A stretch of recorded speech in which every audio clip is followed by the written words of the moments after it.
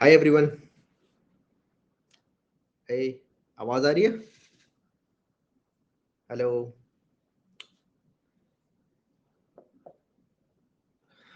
चलिए ठीक है।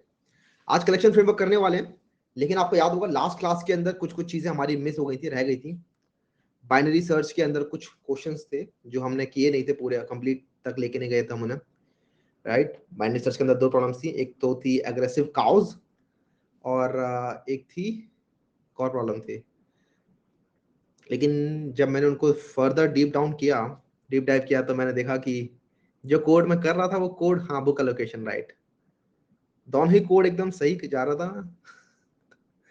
लेकिन एक स्टेटमेंट, एक आई मीन एक एज केस ऐसा था जहाँ पे -1 रिटर्न करना था, उसको हैंडल नहीं किया हुआ था, तो वही आउटपुट -1 दे रहा था।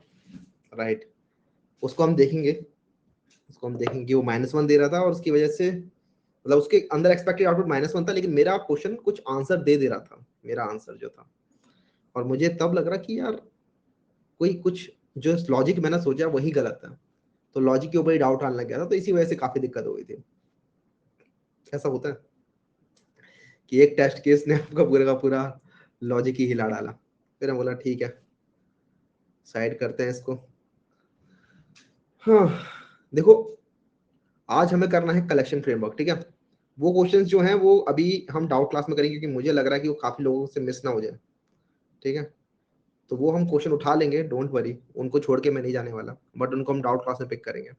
दो ही क्वेश्चन है और दोनों ही मैंने कोड भी भेजा था आपको वैसे, तो वो हम देखेंगे डाउट क्लास के अंदर, don't worry. Even I will just pin it here कि बुक एलोकेशन एंड दूसरा क्या था, aggressive cow will be discussed in the doubts class। ये हम डाउट क्लास में देखेंगे। आज हम कलेक्शन फ्रेमवर्क करते हैं, क्योंकि इसके अंदर भी बहुत कुछ पढ़ना है। आपको याद होगा जब हमने ऊप्स स्टार्ट किया था, तो ऊप्स के अंदर मैंने कहा था कि हम एब्स्ट्रैक्शन जो है वो बाद में सीखेंगे, राइट। अगर आपको याद होगा तो एब्स्ट्रैक्शन मैंने कहा था बाद में सीखेंगे, बिकॉज तब ज्यादा सेंस बनाएगा, तब ज्यादा समझ में आएगा। तो एब्स्ट्रैक्शन भी आज देखने वाले हैं हम। और इसके अलावा ऊप्स आई मीन उसके अलावा हम कलेक्शन फ्रेमवर्क ही कर रहे होंगे, तो काफी सारी चीजें आज कवर करनी है। कलेक्शन फ्रेमवर्क के अंदर एक्चुअली देखने जाएंगे तो बहुत सारी चीजें हैं, जैसे कि link list, stack, then hash set, tree set, right. उसके बाद आपकी क्यू के अंदर एरे डैक, लिंक लिस्ट और प्रायोरिटी क्यू, ये सब चीजें, तो काफी कुछ है। इसके अलावा यहाँ पे खत्म नहीं होता, मैप भी होता है आपका, जिसके अंदर हम हैश मैप पढ़ रहे होते हैं, और हैश मैप के अंदर कुछ फंक्शनलिटी होती है। तो भैया इतनी सारी चीजें एक क्लास में कैसे करा दोगे? तो डेफिनेटली आज की एक क्लास के अंदर ये सारी चीजें नहीं कर रहे होंगे। आज हम कलेक्शन फ्रेमवर्क इन जनरल समझ रहे होंगे, कलेक्शन फ्रेमवर्क कैसे काम करता है। और उसके बाद हमारी जो भी क्लासेस आएंगी, जैसे लिंग्लिश की क्लास भी होगी, स्टैक की क्लास भी होगी, क्यू की भी क्लास होगी, हैश मैप की क्लास होगी, सेट की क्लास होगी, तो उनके अंदर हम फर्दर और ज्यादा कलेक्शन फ्रेमवर्क के जो भी मेथड्स होते हैं वो और अच्छे से करेंगे, सो दैट उनको हम प्रैक्टिकली यूज भी कर सकें, ठीक है। तब और ज्यादा वो सेंस बनाएंगे। आज हम समझ लेते हैं कलेक्शन फ्रेमवर्क क्या होता है, किस तरीके से इसके अंदर क्लासेस बनी हुई हैं, और वो क्लासेस कैसे काम करती हैं, ठीक है। प्रॉपर डेटा स्ट्रक्चर की अंडरस्टैंडिंग हमें यहाँ से मिलने वाली, जावा के अंदर किस तरीके से इंप्लीमेंटेड है ये। एंड जो मैंने आपको प्रॉमिस किया था कि हम एब्स्ट्रैक्शन तो पढ़ेंगे ही, तो एब्स्ट्रैक्शन को समझेंगे। प्रायोरिटी क्यू भी आता है इसमें, हाँ बिल्कुल। अगर आप देखोगे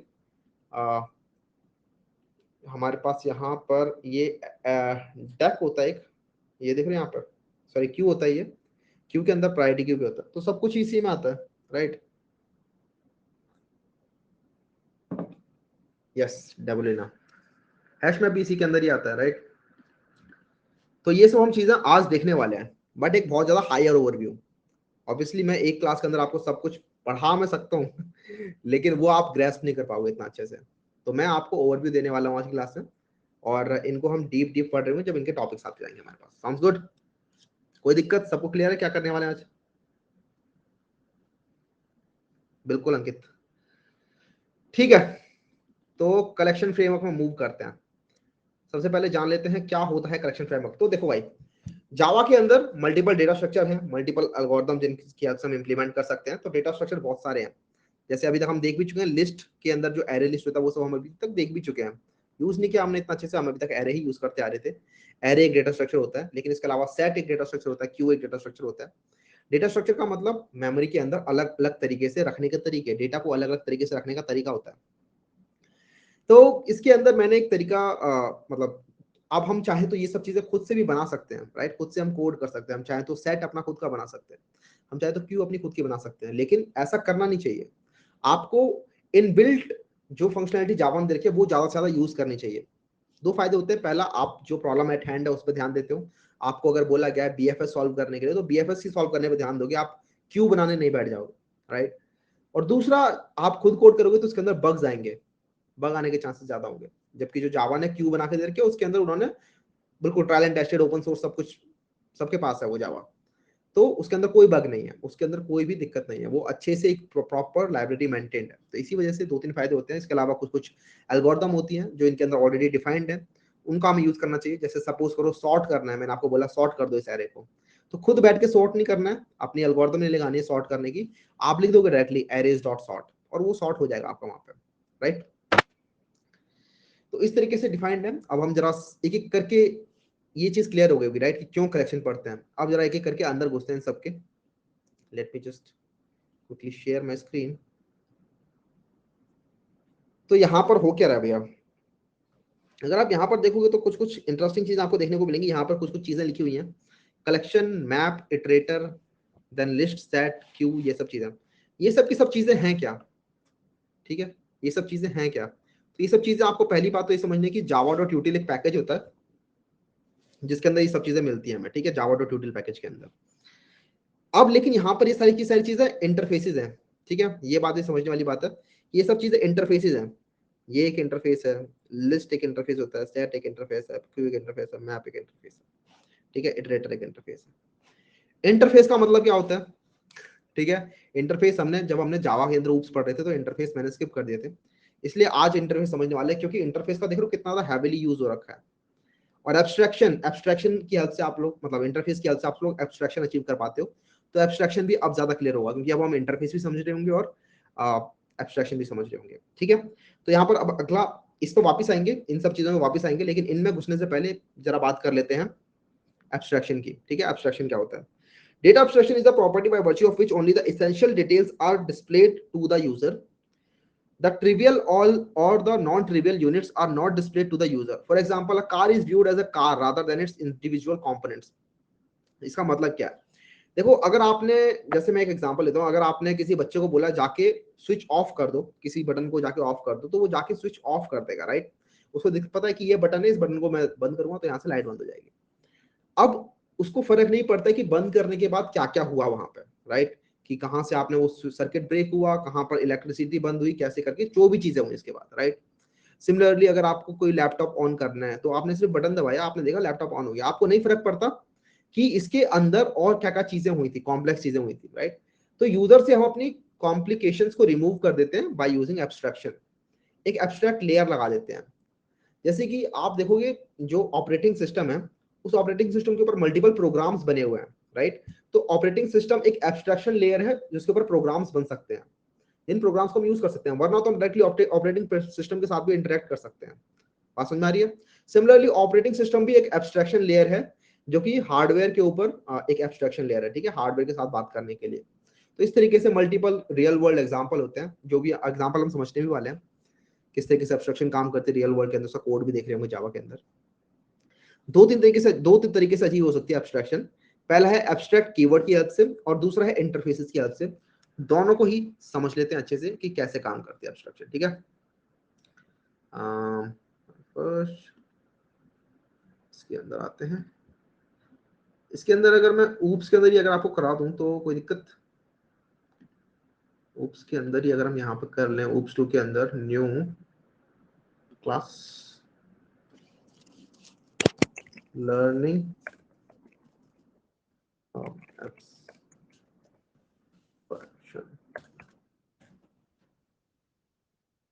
देखो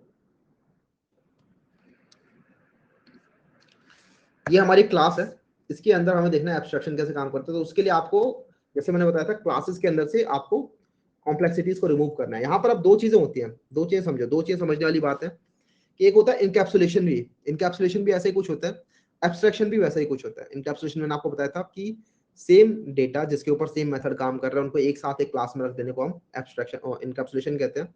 इसकी हेल्प से आप लोग डेटा हाइडिंग भी कर रहे होते हो, ठीक है। यहाँ वहां पर होती है data hiding for privacy purposes, कि कोई हैकर उसे हैक ना कर ले या फिर कोई अनऑथराइज्ड एक्सेस ना मिल जाए किसी डेटा को किसी बंदे को। तो वहां पर हमने देखे थे प्राइवेट पब्लिक एक्सेस मॉडिफायर ये सब, तो वहां से होती है हमारी इनकैप्सुलेशन। यहाँ पर जो हाइडिंग हो रही है वो कॉम्प्लेक्सिटीज को रिमूव करने के लिए हाइडिंग हो रही है, यहाँ पर सिक्योरिटी पर्पस के लिए नहीं हो रही है।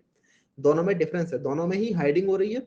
इनकैप्सुलेशन में हाइडिंग हो रही है प्राइवेसी पर्पसेस के लिए, और एब्स्ट्रैक्शन में हाइडिंग हो रही है कॉम्प्लेक्सिटी रिमूव करने के लिए। देखते हैं किस तरीके से हाइडिंग होती है।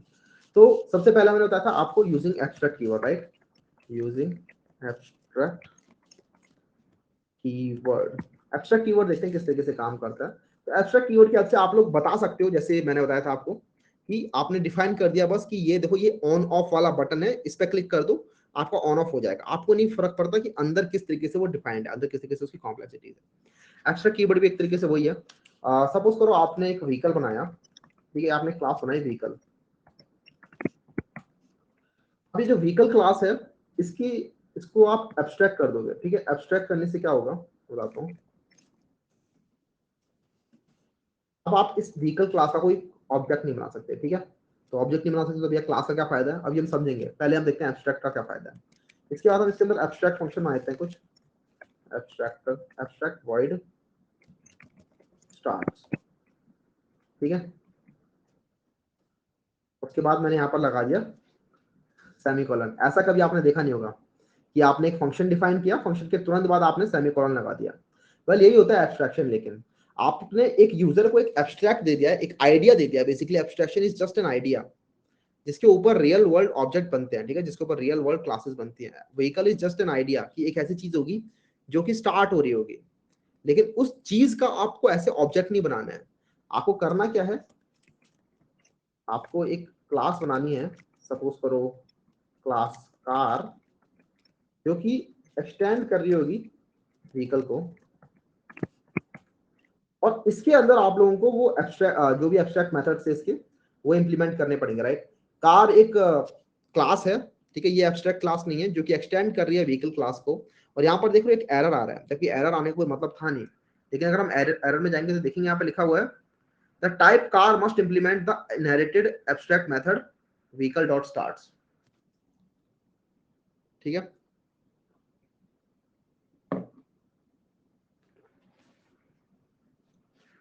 अब देखो ऐड अनइम्प्लीमेंटेड मेथड कर देते हैं यहाँ पे, तो अपने आप ही स्टार्ट्स मेथड यहाँ पर आ गया, ठीक है।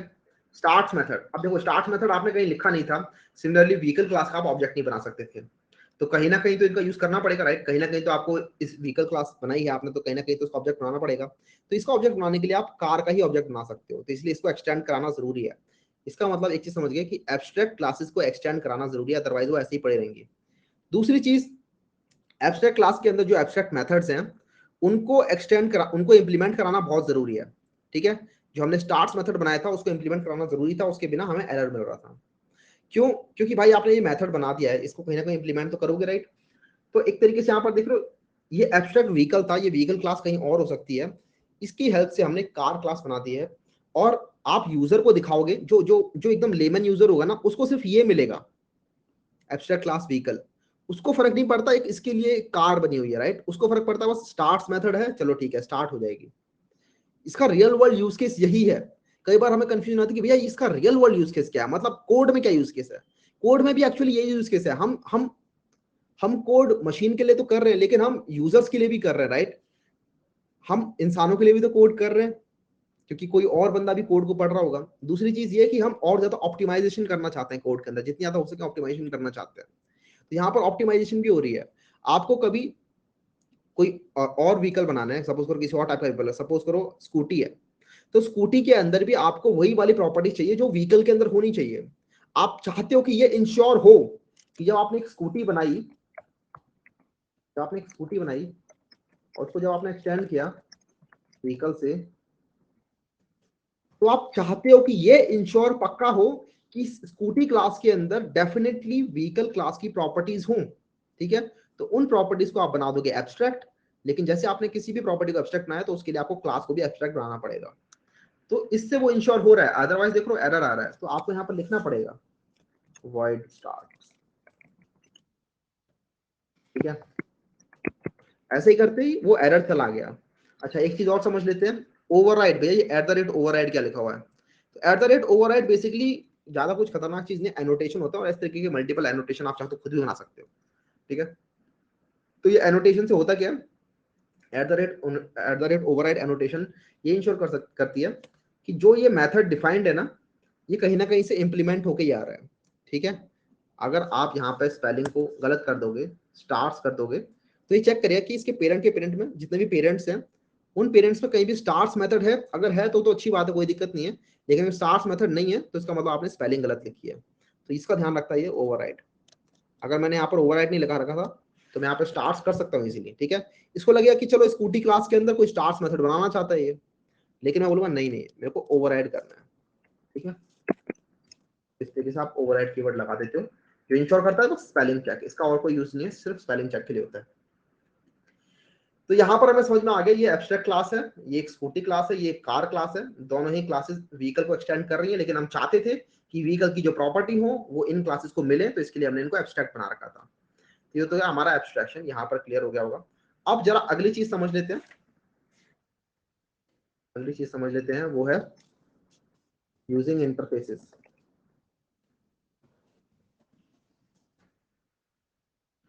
इंटरफेसेस की हेल्प से भी आप लोग एब्स्ट्रैक्शन बना सकते हो, एब्स्ट्रैक्शन कर सकते हो। कैसे कर सकते हो भैया, तो देखो आप एक इंटरफेस बनाओगे, व्हिच इज सपोज करो, दोबारा से वही वाला एग्जांपल लेते हैं, दूसरा लेते हैं, इस बार पर्सन, ठीक है। इंटरफेस पर्सन बनाया मैंने, चलो ठीक है, पर्सन बना दिया इसके अंदर मैंने, और इसके अंदर मैंने बना दिया इसकी प्रॉपर्टी वॉइड वॉक। हर पर्सन के अंदर वॉक प्रॉपर्टी होती है। अब लेकिन different different kind of person हो सकते हैं, राइट। एक हो सकती है क्लास हमारी क्या, सपोज करो एम्प्लॉय, एम्प्लॉय भी एक पर्सन होता है, right, employee is a person, तो एक्सटेंड्स पर्सन, सॉरी एक्सटेंड्स नहीं आएगा यहाँ पे अब, क्योंकि person is an interface, right, it's not a class, तो इसके लिए हमारे पास होता है इम्प्लीमेंट्स, ठीक है। ये इम्प्लीमेंट्स कीवर्ड होता है, इसकी हेल्प से आप लोग इंटरफेसेस को इम्प्लीमेंट कर सकते हो। और अब यहाँ पर ये अगेन कह रहा है कि अनइम्प्लीमेंटेड मेथड्स को लिखो, तो उसके लिए हम यहाँ पर लिख देंगे इसको ऐड अनइम्प्लीमेंटेड मेथड्स, तो हमने यहाँ पर वॉक मेथड हमें लिखना पड़ गया, ठीक है। तो एम्प्लॉय क्लास के अंदर पर्सन वाला इंटरफेस आ गया है। तो भैया यहाँ पर फिर डबलिंग क्यों कर रहे हैं, ठीक है, डबलिंग का फायदा क्या है, मतलब व्हीकल के अंदर भी सेम काम हो रहा था, आपने व्हीकल बनाया और उसके बाद आपने डिफाइन कर दिया क्या फंक्शन होगा, सेम आपने एक इंटरफेस बनाया उसके अंदर भी डिफाइन कर दिया क्या फंक्शन होगा, और उसके बाद ऐसे आप यहाँ पर इंप्लीमेंट कर रहे हो, यहाँ पर एक्सटेंड कर रहे हो। वेल दो फायदे होते हैं, दो फायदे होते हैं इंटरफेस बनाने के। पहला फायदा ये होता है कि एक जो क्लास होती है ना जावा के अंदर, उसको आप मल्टीपल इनहेरिटेंस सपोर्टेड नहीं होता, ये मैंने आपको बताया था कि एक जो क्लास होती है वो तुरंत एडजेसेंट अपने दो पेरेंट्स नहीं रह सकती है। मतलब मैं ये नहीं कर सकता, सपोज करो कि एक जैसे ये स्कूटी है, right, scooty is a vehicle, but vehicle के अलावा और क्या क्या हो सकता है, सपोज करो it's also abstract class electronic item, ठीक है। स्कूटी इलेक्ट्रॉनिक आइटम भी होती है। इलेक्ट्रॉनिक आइटम की क्या प्रॉपर्टी हो सकती है, सपोज करो set void you battery consumption, जो भी है मेरे दिमाग में जो भी आ रहा है, ठीक है। बैटरी मतलब मैं आपको उसे एग्जांपल देना चाहता हूँ। अब मैं चाहता हूँ कि स्कूटी जो है वो बैटरी वाली है, राइट, इलेक्ट्रॉनिक है, तो ये इसको भी एक्सटेंड करे, बैटरी भी इसके अंदर आए, बैटरी नाम का फंक्शन भी हो, तो उसके लिए मेरे को यहाँ पर एक्सटेंड में आके इलेक्ट्रॉनिक आइटम लिखना पड़ेगा। बट ये सपोर्टेड नहीं होता है जावा के अंदर, राइट, जावा के अंदर मल्टीपल चीजें आप ऐसे एक साथ नहीं कर सकते एक्सटेंड। तो यहाँ पर काम में आता है हमारा इंटरफेसेस, इसलिए इंटरफेसेस बनाया गया है। इंटरफेसेस के अंदर आप डिफरेंट डिफरेंट इंटरफेसेस बना सकते हो। सपोज करो we have a interface called person, and then we have a interface called should we call it person, employee, let's call it man, ठीक है। ये ज्यादा वो हो जाएगा, इसको मैं नहीं रख रहा। लिविंग जो भी है लिविंग बीइंग। मैं बस आपको ऐसे रैंडम एग्जांपल दे रहा हूँ, इनका किसी भी वास्तविकता से कोई लेना देना नहीं। अवॉइड ब्रीथिंग, ब्रीथ्स, ठीक है। Every living organism they breathe, right. हम चाहते हैं कि एम्प्लॉय जो है वो दो चीजें इंप्लीमेंट करे, तो पर्सन की प्रॉपर्टी भी इसके पास हो वॉक वाली, कि ये वॉक भी करे, पर्सन जैसे वॉक करता है, और जैसे लिविंग बीइंग्स जितने भी होते हैं सबके साथ ब्रीथ कर रहे होते हैं, तो वैसे ही ये भी ब्रीथ करे। यहाँ पर ये अलाउड होगा। अच्छा, ये लिविंग बीइंग, सॉरी, यहाँ पर ये अलाउड है। मुझे देख रहे हो यहाँ पर एरर आ रहा है, वो एरर इसलिए आ रहा है क्योंकि बस हमने इसके अनइम्प्लीमेंटेड मेथड को इम्प्लीमेंट नहीं किया, तो इसको हम इम्प्लीमेंट कर लेते हैं और ये चल गया। ठीक है, तो पहला हमें इश्यू समझ में आ गया। पहला इश्यू क्या था इंटरफेसेस को यूज करने का, कि इंटरफेसेस की हेल्प से आप लोग मल्टीपल चीजों की प्रॉपर्टीज को किसी एक क्लास को दे सकते हो। एक क्लास को आप लोग, एक क्लास आपने बनाई, उसके अंदर आप डिफरेंट डिफरेंट इंटरफेसेस उसके अंदर इंप्लीमेंट कराते जाओ, तो उस क्लास के अंदर उतनी ही ज्यादा फंक्शनैलिटीज आती जाएंगी। ठीक है,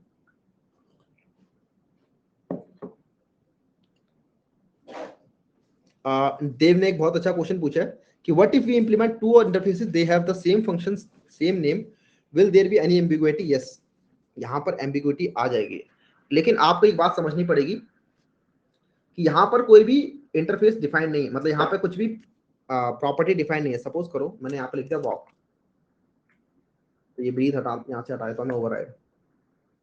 तो यहाँ पर देखो, एक वॉक यहाँ पर भी है, एक वॉक यहाँ पर भी। सपोज करो सारे सारे लिविंग बीइंग्स जो है वॉक कर रहे हैं, वैसे प्लांट वगैरह वॉक नहीं करते, लेकिन मान लेते हैं, तो आपको एट द एंड तो यहाँ पर डिफाइन करना है ना कि वो प्रॉपर्टी किसकी है। ठीक है, एम्प्लॉय को अपना खुद डिफाइन करना है कि मैं किस तरीके से वॉक करता हूँ।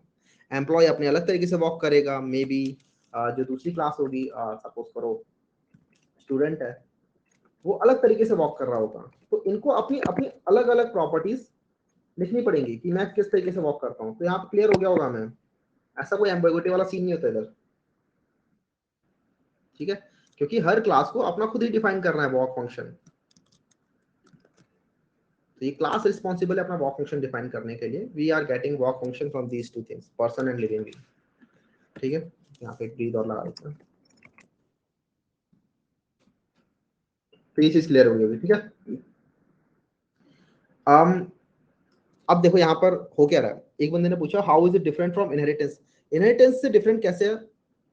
एक तरीके से कि इनहेरिटेंस के अंदर आप लोग जब ऐसे मल्टीपल कर रहे होते थे, पर्सन और लिविंग बीइंग अगर आप करते हो, तो उसके अंदर आप पैरेलली में दो चीजें नहीं कर सकते because of the diamond problem. Diamond problem हमें वही पता है जो हमने अभी देखी ना। डायमंड प्रॉब्लम यही है कि हमने एक ऐसी क्लास बनाई है, एम्प्लॉय क्लास, जिसके तुरंत वाले पेरेंट जो है वो दो हैं, एक पर्सन है और एक लिविंग बीइंग है। दोनों के पास वॉक फंक्शनैलिटीज है, और वो दोनों वॉक फंक्शनैलिटी अगर एम्प्लॉय को मिल रही है, तो एम्प्लॉय कंफ्यूज हो जाता है। अगर क्लासेस होती है, क्लासेस के अंदर दोनों के पास वॉक फंक्शनैलिटी होती है, दोनों की वॉक फंक्शनैलिटी डिफाइंड होती है, तो ये वाली एम्प्लॉय क्लास कंफ्यूज हो जाती है कि कौन सा वाला वॉक चूज करूं मैं।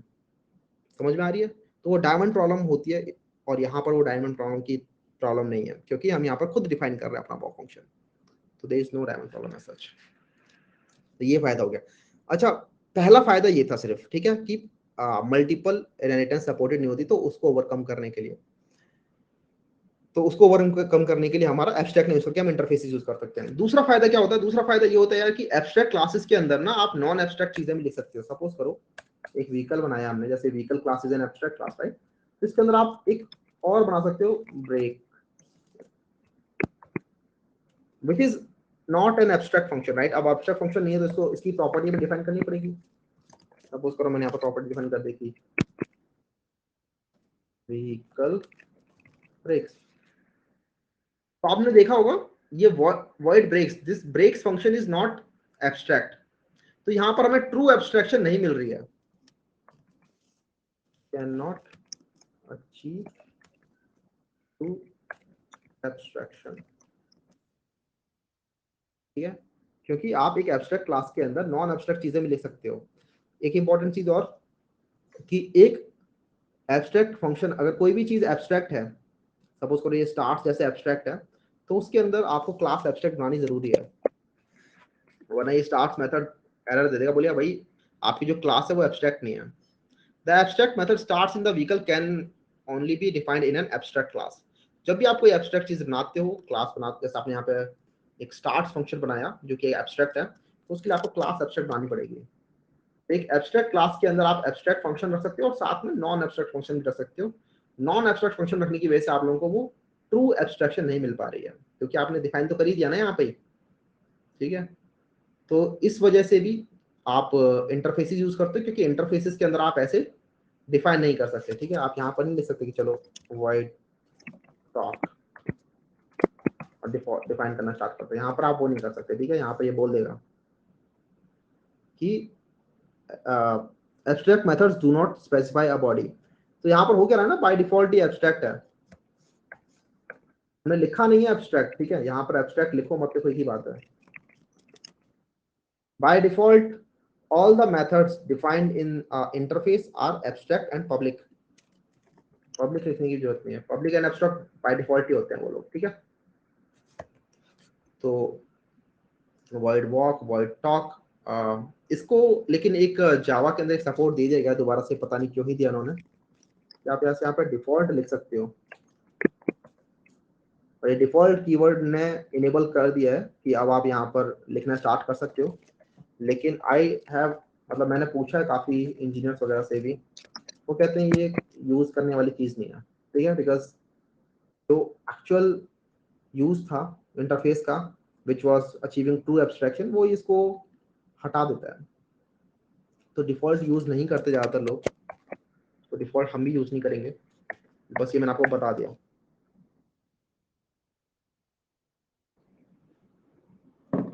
और कोई दिक्कत? Interfaces and classes can be called from other.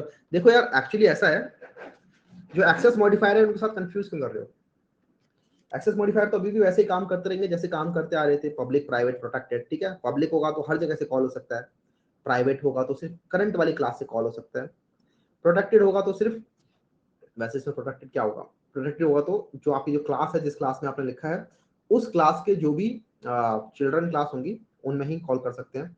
तो आप इंटरफेसेस को किसी क्लास के अंदर भी डाल सकते हो, राइट। जैसे आपका ये पर्सन क्लास है, पर्सन इंटरफेस है, इसको आपने इस लर्न एब्स्ट्रैक्शन वाली क्लास के अंदर डाल दिया, कोई दिक्कत नहीं है।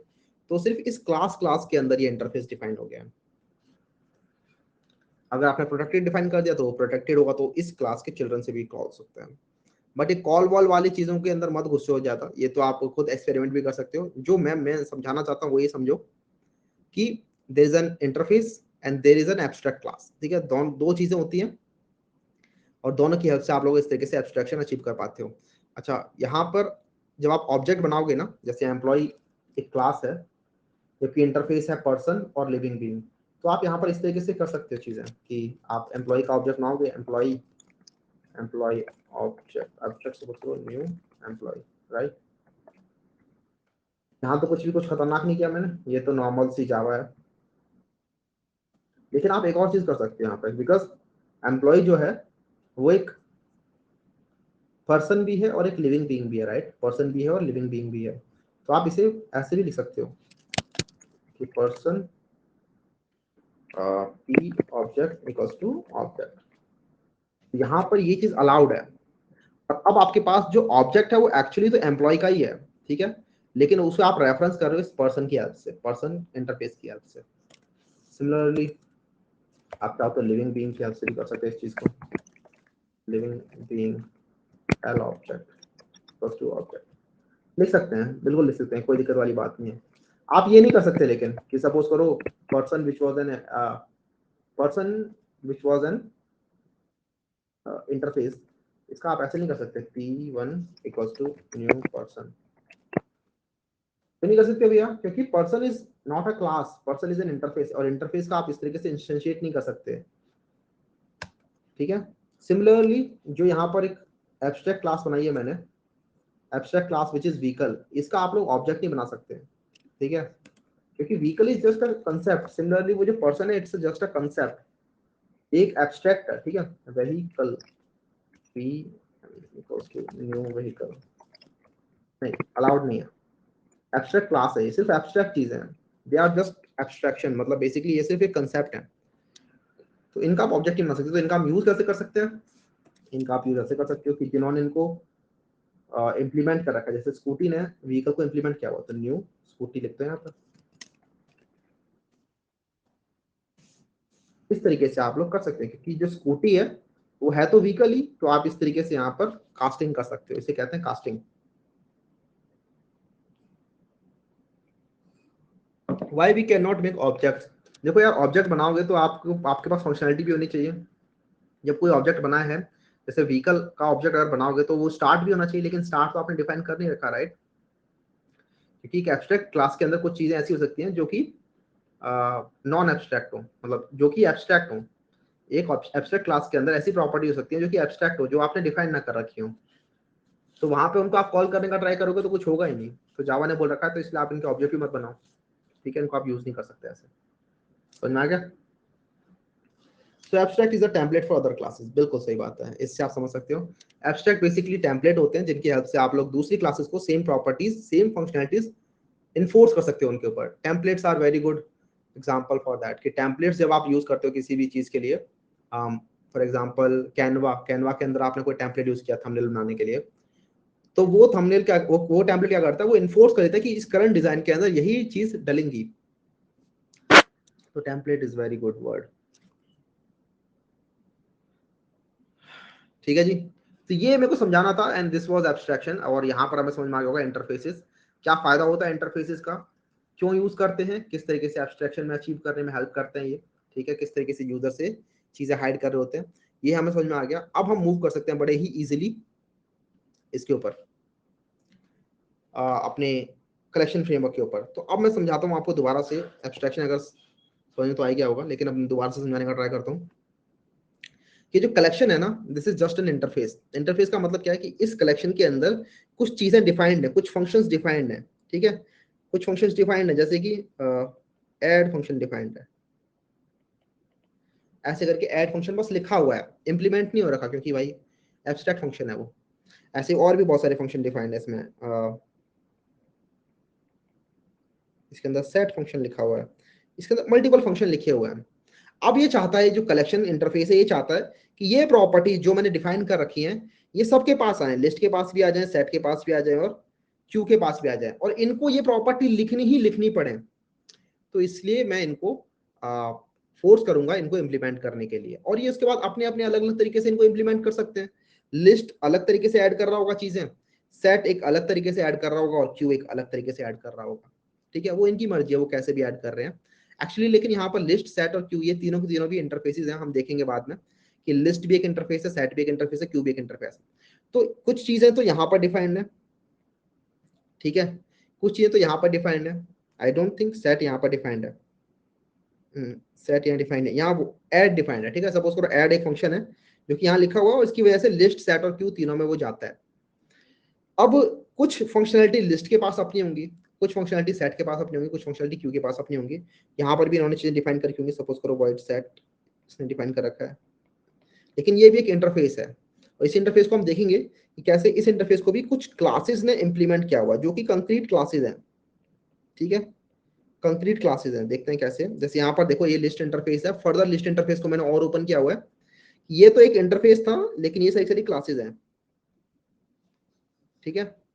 ये 4 क्लासेस हैं, array list, link list, stack और वेक्टर, जिनका आप एक्चुअली ऑब्जेक्ट बना सकते हो। आप एरे लिस्ट का ऑब्जेक्ट बना सकते हो, लिंक लिस्ट का ऑब्जेक्ट बना सकते हो।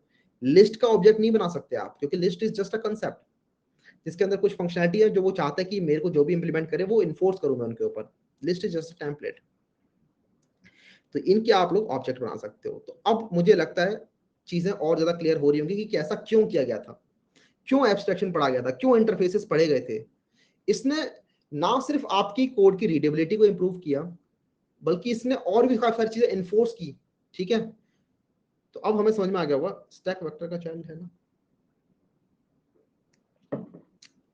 हाँ, I think stack stack vector का चाइल्ड होता है, राइट? तो अब हमें चीजें क्लियर हो रही होंगी, लेकिन कि इंटरफेसेस और क्लासेस क्यों होती है, ठीक है? अगर मैं यहाँ पर इंटरफेस नहीं बनाता, सिर्फ क्लास बनाता, तो मैं इन्फोर्स नहीं कर सकता था कुछ चीजें, राइट? या तो मुझे एब्स्ट्रैक्ट क्लासेस बनानी पड़ती, लेकिन एब्स्ट्रैक्ट क्लासेस बनाता तो वो वहाँ पे मेरे को ट्रू एब्स्ट्रैक्शन नहीं अचीव हो सकता था। तो मैंने यहाँ पर इंटरफेसेस बना दिया। इंटरफेस बनाने का फायदा ये भी होता है कि मैं मल्टीपल इंटरफेसेस को एक ही क्लास को दे सकता हूँ। जैसे कि हम देखेंगे कि एक लिंक लिस्ट क्लास होती है, जैसे ये लिंक लिस्ट क्लास आप देख रहे हो, ये लिंक लिस्ट क्लास देख रहे हो, ये लिंक लिस्ट क्लास लिस्ट को तो इंप्लीमेंट करती ही करती है, साथ में क्यू को भी इंप्लीमेंट करती है, ठीक है, ये डबल गेम खेल रही है। ये देखो link list class, same link list class है, लेकिन क्यू भी इंप्लीमेंट कर रही है और साथ में लिस्ट भी इंप्लीमेंट कर रही है। ऐसी चीज एक एब्स्ट्रैक्ट क्लास की हेल्प से आप नहीं कर सकते थे, ठीक है, इसलिए यहाँ पर हमें इंटरफेस बनाने पड़े। तो इंटरफेस का काम खत्म यहाँ पे, अब कलेक्शन फ्रेमवर्क का काम स्टार्ट हो जाता है, ठीक है।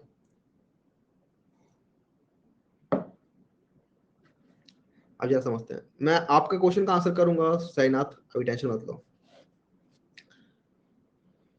ठीक है। अब हम जरा धीरे धीरे करके घुसते हैं इन सबके अंदर। सबसे पहले हम घुसेंगे, देखो अब हम धीरे धीरे करके सारी चीजें पढ़ेंगे, लिस्ट, सेट, क्यू, मैप और ये इटरेटर, और उसके बाद हम धीरे धीरे करके आगे बढ़ेंगे, ठीक है। लेकिन सबसे पहले लिस्ट में आते हैं। लिस्ट के अंदर क्या होता है और ये किस तरीके से डिफाइंड है। सबसे पहले तो कलेक्शन का मतलब होता है, कलेक्शन का मतलब होता है सेम टाइप की चीजों को एक साथ रख देने को कलेक्शन कहते हैं, ठीक है। कलेक्शन अलग अलग तरीके की हो सकती है, आपने लिस्ट बना के स्टोर कर लिया, या फिर आपने रैंडम ऑर्डर में स्टोर कर रखा है, या फिर आपने क्यू के फैशन में स्टोर कर रखा है, लेकिन कलेक्ट करके रखते हैं ना एक टाइप की चीजों को, उसे हम कहते हैं कलेक्शन। अब ये जो लिस्ट, सेट और क्यू है, ये डिफरेंट डिफरेंट तरीके से कलेक्ट करने के तरीके हैं। लिस्ट किस तरीके से कलेक्ट करता है, लिस्ट बोलता है मैं कंटिन्यूअस फैशन में स्टोर करूंगा चीजें, ठीक है। लिस्ट कहता है कंटिन्यूअस फैशन में स्टोर करूंगा। तो लिस्ट हमेशा ये कहता है कि मेरे पास ये जो लिस्ट है, ये जो लिस्ट है, ये बोलता है कि भाई मेरे पास इस टाइप से चीजें होंगी हमेशा, 1 4 6 7 9, इस तरीके से एक लिस्ट होगी हमेशा। फिर आप चाहे इसे किसी भी तरीके से इंप्लीमेंट करो, आप चाहो तो एरे बना के कर लो, आप चाहो तो लिंक लिस्ट की फॉर्मेट में कर लो। लिंक लिस्ट क्या होता है भैया, लिंक लिस्ट नहीं बताया। लिंक लिस्ट हम पढ़ेंगे यार, एक्चुअली लिंक लिस्ट किस तरीके से इंप्लीमेंट होता है, नोड वगैरह की तरीके से इंप्लीमेंट होता है। सिमिलरली स्टैक क्या होता है भैया, स्टैक भी हम पढ़ेंगे, वेक्टर नहीं पढ़ रहे होंगे हम, ठीक है, इसको आप इग्नोर कर सकते हो। आप एरे लिस्ट की तरह ही होता है वेक्टर, आप चाहो तो यूज कर सकते हो, या तो बिल्कुल मत यूज करो, ना भी यूज करोगे तो कोई फर्क नहीं पड़ने वाला, ठीक है। हम तो अलग अलग तरीके से आप लोग लिस्ट को इंप्लीमेंट कर सकते हो, ठीक है। तीनों क्लासेस हैं यहाँ पर, एरे लिस्ट, लिंक लिस्ट और स्टैक, इन तीनों के पास अलग अलग तरीके हैं इंप्लीमेंट करने के। एक एक करके जरा घुसते हैं सबके अंदर, देखते हैं क्या हो रहा है। तो इसके लिए सबसे पहले हम थोड़ा और चीज देखते हैं, मेथड्स ऑफ लिस्ट देखते हैं, लिस्ट ने क्या क्या मेथड आपको दे रखे हैं। लिस्ट के पास ये सारे मेथड्स हैं, add, add all, get, set, remove, ये इटरेटर भी होता है एक, remove, remove all, clear, size, to array और ये सब चीजें, ठीक है। इन सबको देखते हैं कि करके। तो उसके लिए मैं कलेक्शन फ्रेमवर्क बनाए, तो यहाँ पे सोर्स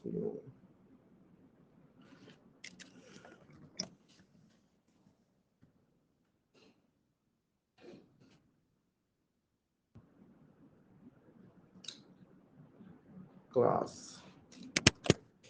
लिस्ट लर्न लिस्ट।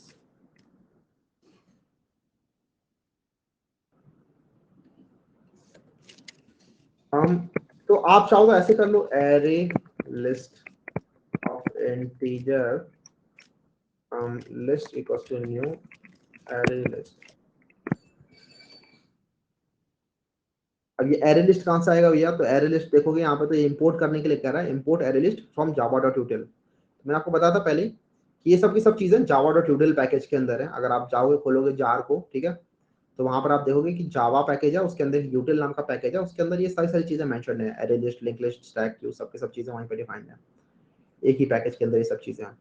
तो एरे लिस्ट इस तरीके से हमारे पास आ जाता है। एरे लिस्ट के अंदर आप ऐसे, ये जो क्या बोलते हैं, एंगुलर ब्रैकेट बोलते हैं, एंगुलर ब्रैकेट के अंदर आपने डिफाइन कर दिया किस टाइप का है। एक्चुअली जो एरे लिस्ट क्लास है इसके अंदर जाके देखते हैं, तो ये मैं एरे लिस्ट डॉट क्लास के अंदर आ गया हूँ। डरना मत कि ये सारा सारा कोड कहाँ से आ गया, ये सब के सब एरे लिस्ट क्लास के अंदर ऑलरेडी लिखा हुआ है, इसको हमें नहीं पढ़ना होता।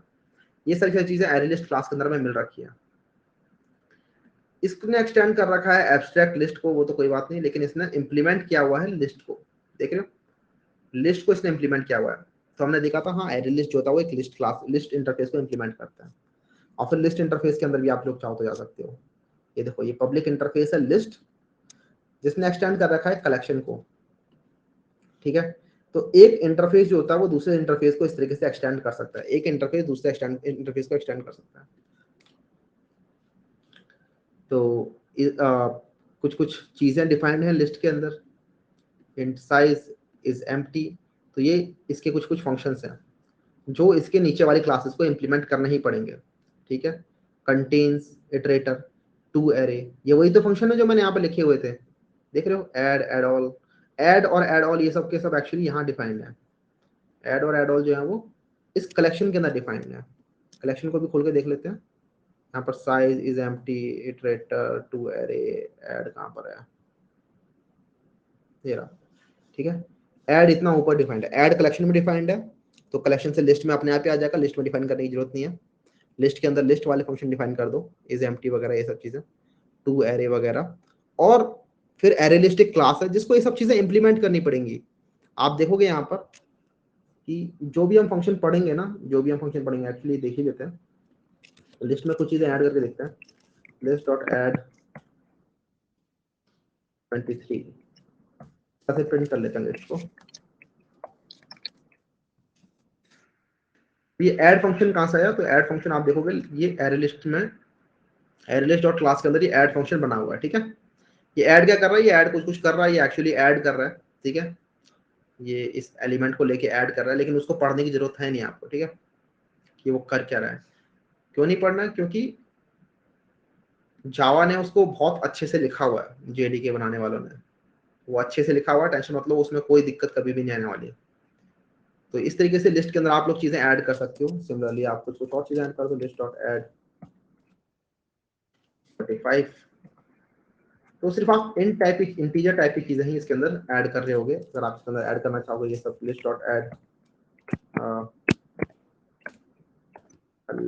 तो ये आपको करना ही देगा, ठीक है, क्योंकि जो ऐड फंक्शन है ये उसी टाइप की चीज ऐड करेगा जिस टाइप की आपने लिस्ट बनाई है।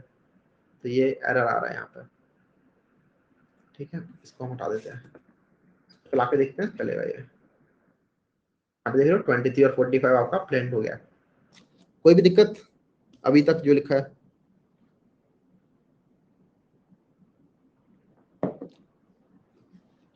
कोई दिक्कत? इस generic use for type safety, नहीं नहीं, जेनेरिक टाइप सेफ्टी के लिए यूज नहीं होता। जेनेरिक होता क्या, पहले तो ये बात कर लेते हैं। एरे लिस्ट के अंदर जाके देखते हैं क्या हो रहा है। यहाँ पर ये ई लिखा हुआ है, ई लिखो चाहे ए लिखो चाहे पी लिखो, कुछ भी लिख सकते थे ये लोग, फर्क नहीं पड़ता। यहाँ पर इन्होंने ई लिखा हुआ है, बस ये डिफाइन करा कि हाँ ये ई जो चीज है वो नीचे भी जाएगी। तो जेनेरिक का यूज किस लिए होता है? जेनेरिक का यूज इसलिए होता है जिससे कि इन्हें पता चल सके, जिससे एक क्लास को मल्टीपल फंक्शनलिटी दे सके, कि जिस अलग अलग टाइप की एरे लिस्ट आप बना सकते हो।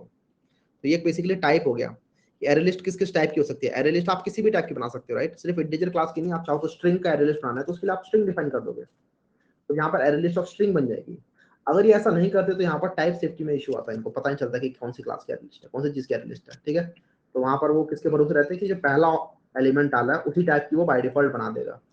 तो जावा के अपने डिजाइन प्रोसेस है कुछ उस हिसाब से उन्होंने बना रखा है कि चलो इस तरीके से जेनेरिक्स में डिफाइन कर देते हैं। तो ये तो सिर्फ ऐड फंक्शन था, इसके अलावा बहुत सारे फंक्शन यहाँ पर डिफाइंड है, देख सकते हो आप। ऐड ऑल, ऐड ऑल क्या करता है, एक एक एक दो एरे लिस्ट बना सकते हो आप, और एक लिस्ट को पूरा का पूरा दूसरी लिस्ट के अंदर ऐड कर सकते हो, तो ऐड ऑल फंक्शन यहाँ काम में आता है। गेट फंक्शन से आप लोग गेट कर सकते हो किसी भी एलिमेंट को, जैसे कि यहाँ पर हम गेट करते हैं लिस्ट डॉट गेट,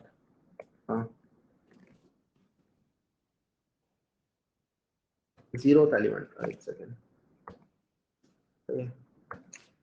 ठीक है।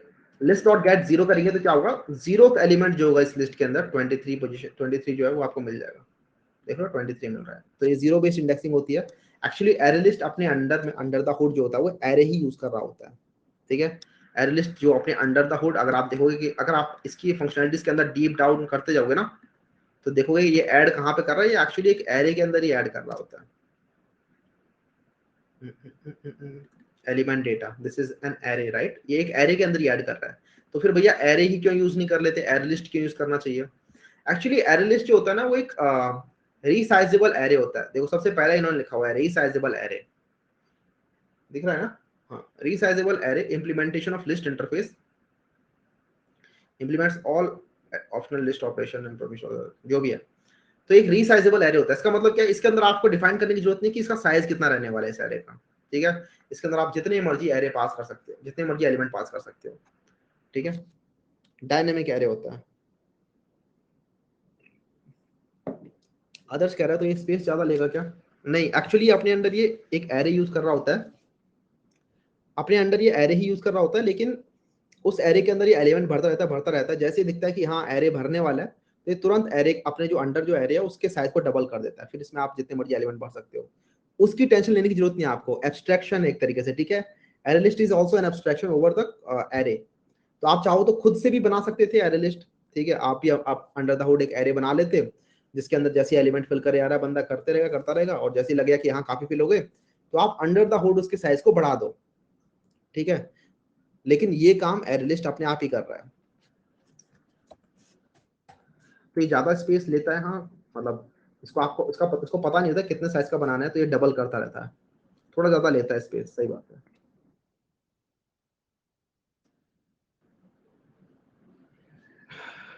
क्या कह रही है भैया, राइट साइड एंगुलर ब्रैकेट में इंटीजर लिखने या ना लिखने का मतलब क्या है? यहाँ पर मत लिखो, यहाँ पर लिखोगे तो मतलब जावा बोलेगा कि कोई जरूरत नहीं है, ठीक है। यहाँ पर लिख भी सकते हो, वैसे नहीं भी लिखोगे तो भी फर्क नहीं पड़ता, क्योंकि जावा ने बोल रखा है कि यहाँ पर जो टाइप डिफाइंड है वही यहाँ पर भी होगा। ये सब चीजें आप खुद ही पढ़ सकते हो यार, जेनेरिक्स को थोड़ा और एक्सप्लोर कर सकते हो आप लोग चाहो तो, हम कलेक्शन फ्रेमवर्क के अंदर ही घुसते हैं, ठीक है।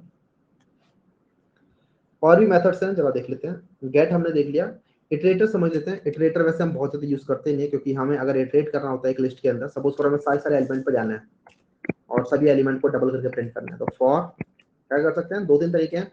एक तो ये तरीका कि for int i equals to 0, i less than list dot size i plus plus, और यहाँ पे हमने लिख दिया list dot get i multiply by 2। तो इससे भी आप लोगों के डबल हो के एलिमेंट प्रिंट हो जाएंगे सारे सारे, राइट। आपका 23 का डबल हो गया और इसका डबल हो गया। देखते ये तरीका था, या फिर आप लोग एक दूसरे तरीके से भी कर सकते हो, for in E in list, for each loop लगा सकते हो, राइट। इसे आउट कर दोगे ई मल्टीप्लाई बाय 2, प्रिंट करके देख लेते हैं। यहाँ भी सेम काम हो रहा है। तो ये दो तरीके हैं, ये दो तरीके हैं, लेकिन एक और होता है इटरेटर वाला तरीका, लिस्ट डॉट इटरेटर। तो ये क्या रिटर्न करता है, ये आपको एक इटरेटर देता है, इसको अंदर अगर आप जाओगे ना तो आप पढ़ोगे, ये आपको एक इटरेटर क्लास दे देता है, और इटरेटर क्लास के अंदर कुछ कुछ फंक्शनैलिटी होती है जिसकी हेल्प से आप लोग किसी लिस्ट के अंदर इटरेट कर सकते हो। तो iterator of type integer equals to list dot iterator, इसको भी हम इंपोर्ट करा लेते हैं। तो ये भी एक तरीका होता है, वैसे इसको हम ज्यादा यूज करते नहीं, लेकिन हम देख लेते हैं। और उसके बाद हम वाइल लूप लगा सकते हैं, while it dot has next out dot next, इस तरीके से भी आप लोग इटरेट कर सकते हो। तो ये भी एक तरीका होता है, और ये मेथड आपको यहाँ पे मिल रखा है इटरेट। अब और चीजें देख लेते हैं। ये सेट सेट मेथड काफी काम का है। सेट मेथड बेसिकली किसी एक पर्टिकुलर एलिमेंट को चेंज करने काम में आता है। रिमूव आपका रिमूव करने काम में आता है। Clear size to array contents easy है, देख लेते हैं। सेट वाला देखते हैं। सेट जैसे सपोज करो आपने, नीचे कर देता हूँ, यहाँ पर ये दो एलिमेंट है 23 और 45, एक आधा और डाल देते हैं इसके अंदर एलिमेंट 3 और 4, ठीक है। सपोज करो ये 4 एलिमेंट है, आप प्रिंट करके देख सकते हो, हाँ 4 एलिमेंट है। उसके बाद आप चाहते हो ये इस वाले इंडेक्स के एलिमेंट को चेंज करना, ठीक है, सेट करना चाहते हो इसे किसी और के साथ, तो आप सेट कर सकते हो। लिस्ट डॉट सेट, बताओ इसे कौन से इंडेक्स के अंदर, तो फर्स्ट इंडेक्स को मैं चेंज करना चाहता हूँ। अच्छा आप नल भी डाल सकते हो, ठीक है, इसके अंदर नल भी पास कर सकते हो, तो नल भी चला जाएगा। सपोज करो 1 वाले इंडेक्स पर मैं नल डालना चाहता हूँ, तो नल भी आप डाल सकते हो। इसको प्रिंट भी करना चाहिए, तो देख रहे हो पहले 45 था, 45 की जगह नल चला गया। नल क्या होता है भैया, तो नल बेसिकली इंटीजर क्लास है ना एक, तो क्लास के अंदर तो नल भी जा सकता है, right.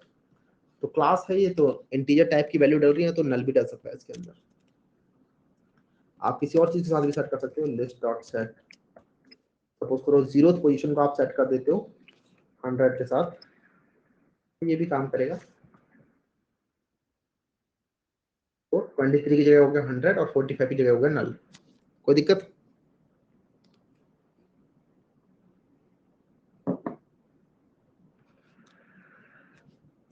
एरेलिस्ट does not use zero based indexing, क्यों ऐसा क्यों लग रहा है आपको? जीरो बेस्ड इंडेक्सिंग यूज नहीं कर रहा, कर तो रहा है।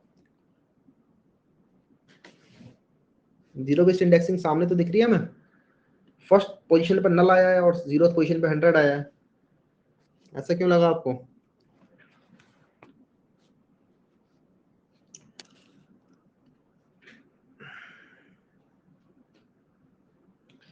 आगे देखते हैं और क्या क्या चीजें हैं। क्लियर और साइज भी है, साइज तो मैंने आई थिंक बता दिया था। यहाँ पे देखो ये लिस्ट डॉट साइज क्या है, ये बेसिकली साइज बताने काम में आता है कितने एलिमेंट प्रेजेंट है इसके अंदर। रिमूव देख लेते हैं। रिमूव बेसिकली आप रिमूव कर सकते हो उसके अंदर किसी भी एलिमेंट को। लिस्ट डॉट रिमूव, इसके अंदर इंडेक्स बता दो कौन सी इंडेक्स का एलिमेंट रिमूव करना है। 0th इंडेक्स का रिमूव करना है तो ये 0 इंडेक्स का रिमूव कर देगा। ठीक है, देखते हैं। तो यहाँ पे पहले 100 था, ये 100 रिमूव हो चुका है। आप ये मत सोचना कि ये ऑपरेशन जो है ये बिग ऑफ 1 में हो रहे हैं, नहीं नहीं नहीं नहीं, ये बिग ऑफ n में ही हो रहा है ऑपरेशन। ठीक है, ये ऑपरेशन जो यहाँ पे हुआ और रिमूव वाला ये बिग ऑफ n में ही हुआ। बिग ऑफ n में कैसे हुआ भैया कि अंडर द हुड तो ये एरे लिस्ट एरे ही यूज कर रहा है। रिमूव करने जाओगे तो इस एलिमेंट के को हटाना पड़ेगा और जितने भी एलिमेंट थे उनको एक एक करके लेफ्ट शिफ्ट करना पड़ेगा, राइट। तो वही वाला काम हो रहा है, बस ये अंडर द हुड कर दे रहा है उसे।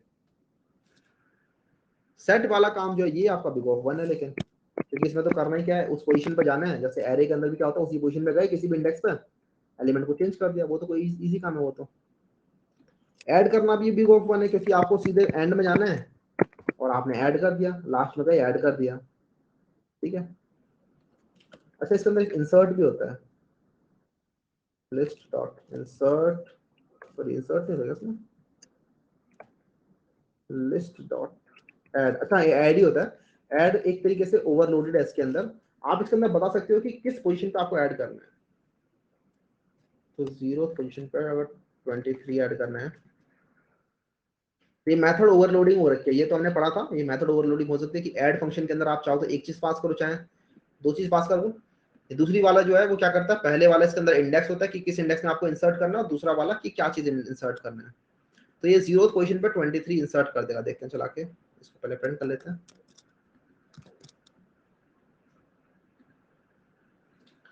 देखा आपने 23 इंसर्ट हो गया। तो ये ऐड फंक्शन जो है वो ओवरलोडेड है जावा के अंदर। उसके बाद कंटेन्स मेथड होता है। कंटेन्स मेथड बताता है कि कोई एलिमेंट इस एरे के अंदर प्रेजेंट है कि नहीं है। जैसे कि बूलियन वैल्यू रिटर्न करता है बेसिकली कि लिस्ट डॉट कंटेन्स कोई भी एलिमेंट प्रेजेंट है कि नहीं है। जैसे सपोज करो मुझे चेक करना है क्या नल प्रेजेंट है, तो अगर नल प्रेजेंट होगा तो मिलेगा ट्रू। जैसे हाँ नल प्रेजेंट था, यहाँ पे देख रहे हो नल प्रेजेंट है। अगर मैं चेक करूंगा -1 तो -1 प्रेजेंट नहीं है यहाँ पे, तो -1 नहीं है। ठीक है, ऐड ऑल वाला करें, ऐड ऑल वाला कर लेते हैं भाई, कोई दिक्कत नहीं है। तो ये लिस्ट मैंने बनाई है एक, ठीक है। सपोज करो एक और लिस्ट बना देता हूँ मैं, लिस्ट 2। और इस लिस्ट 2 के अंदर कुछ एलिमेंट डाल देते हैं। सपोज करो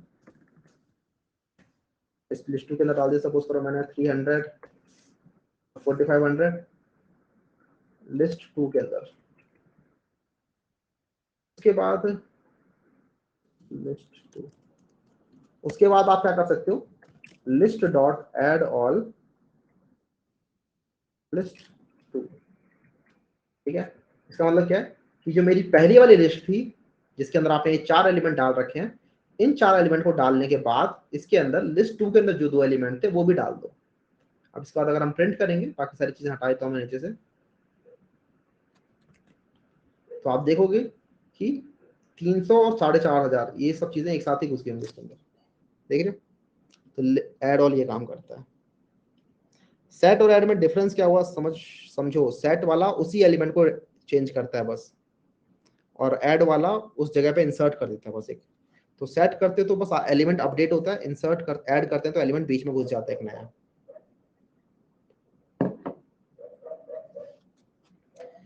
तो ये हमारे मेथड्स ऑफ लिस्ट हो गए। खास बात ये है कि एरे लिस्ट के अंदर हमने देख लिया ना ये मेथड, आप लिंक लिस्ट के अंदर भी वही सेम तरीके से मेथड काम करते हैं। ठीक है, कुछ नहीं करना। अगर आपको लिंक लिस्ट बनानी है तो सिंपली इसको आओ लिंक लिस्ट कर दो बस। ठीक है, और equals to new link list करना पड़ेगा। और इसको मैं इंपोर्ट करा देता हूँ java.util से। तो ऐड इसके अंदर भी होता है, लिंक लिस्ट के अंदर भी होता है, और ये सेट वगैरह भी लिंक लिस्ट के अंदर होता है। ठीक है, ये सारी चीजें यहाँ डिफाइन की है मैंने, ये सब की सब लिंक लिस्ट के अंदर भी होती है। एक सेकंड में करके नहीं पा रहा,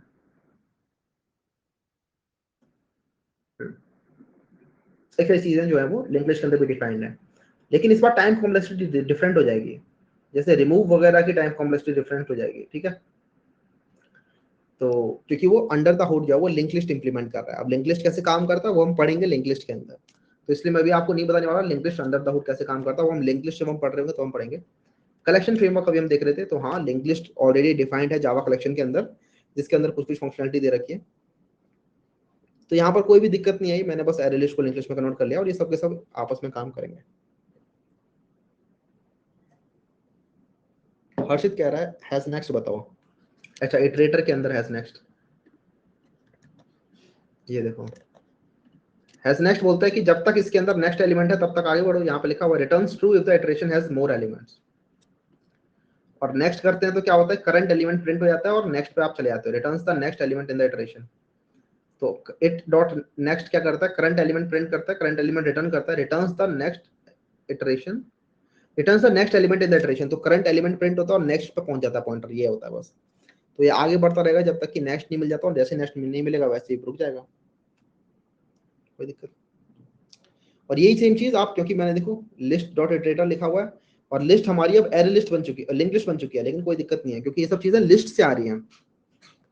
लिस्ट क्लास में ये सब चीजें डिफाइंड थी, एरे और एरे लिस्ट और लिंक लिस्ट ने तो ये सब बस इंप्लीमेंट कर रखे हैं। तो दोनों ने अपने अलग अलग तरीके से इंप्लीमेंट किए हुए हैं। एरे लिस्ट ने इंटरनली एरे बना के किया हुआ है, लिंक लिस्ट ने इंटरनली नोड क्लास बना के करी हुई है। ठीक है, अगर आप चाहोगे इस बार ऐड के अंदर तो ये ऐड जो है आपको वो लिंक लिस्ट में लेके जाएगा, ना कि एरे लिस्ट में। देखो लिंक लिस्ट में लेके गया, लिंक लास्ट इसके अंदर देखोगे तो ये नोड वगैरह बन के डला हुआ है। ये सब हम पढ़ेंगे लिंक लिस्ट के अंदर कैसे काम करता है। ठीक है, तो डोंट वरी।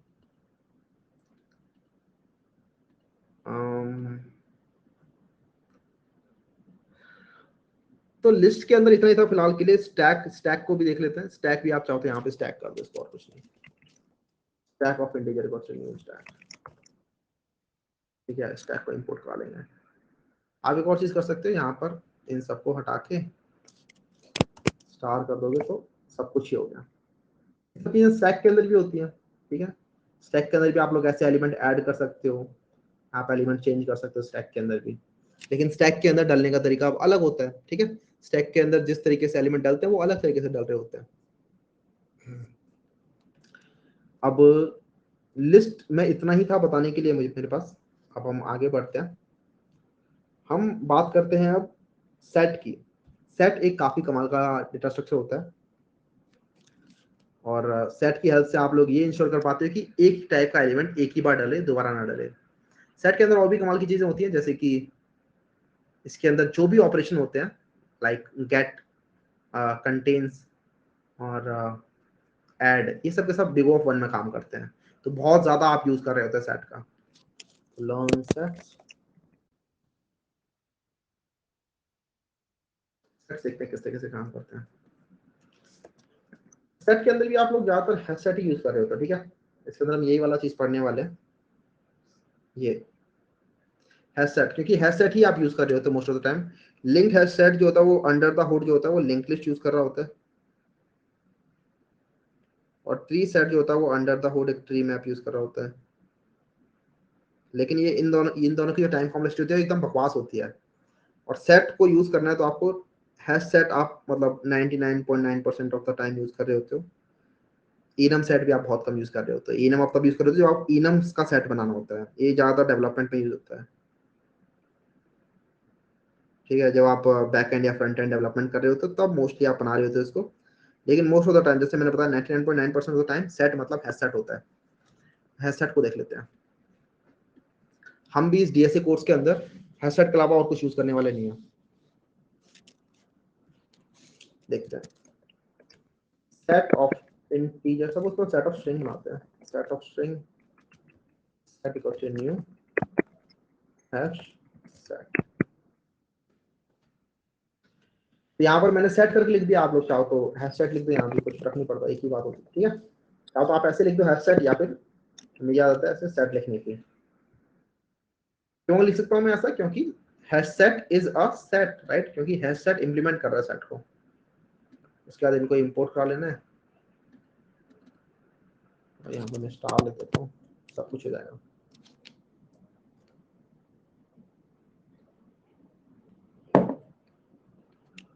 अब सेट के अंदर आते हैं। सेट के अंदर जैसे मैंने आपको बताया एक टाइप का एलिमेंट एक ही बार डलता है। मैं जैसे दिखा देता हूँ क्या क्या मतलब है।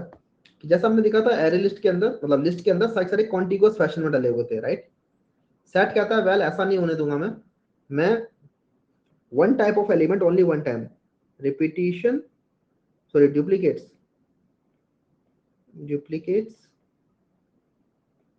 not allowed. ये बोलते, इसने ये बोल रखा है कि मेरे को ऐसा चाहिए कि डुप्लीकेट्स नहीं होने चाहिए बस, ठीक है।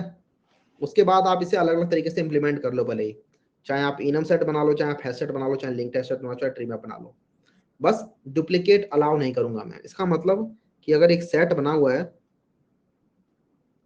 इसके अंदर आपने 10 डाल दिया, फिर 20 डाल दिया, फिर 30 डाल दिया, फिर दोबारा से आप 10 डालने का ट्राई करोगे ना इसके अंदर, तो 10 नहीं डलेगा इस बार, ठीक है।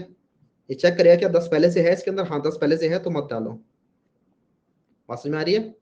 अगर 10 पहले से नहीं होता तब डलता। ये अगर 40 डालने का ट्राई करोगे, चेक किया जाएगा क्या 40 इसके अंदर है, देखा जाएगा नहीं 40 नहीं है, तो ठीक है 40 डाल सकते हैं। तो सेट के अंदर डुप्लीकेट्स अलाउ नहीं होते हैं इस तरीके से, पहले चेक कर लिया था डालने से पहले।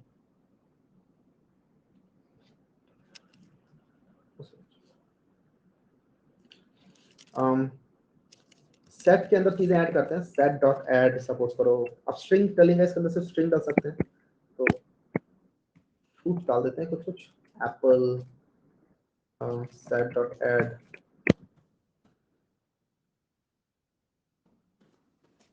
इस तरीके से, ठीक है। अब इसके अंदर दोबारा इसको प्रिंट करते हैं एक बार।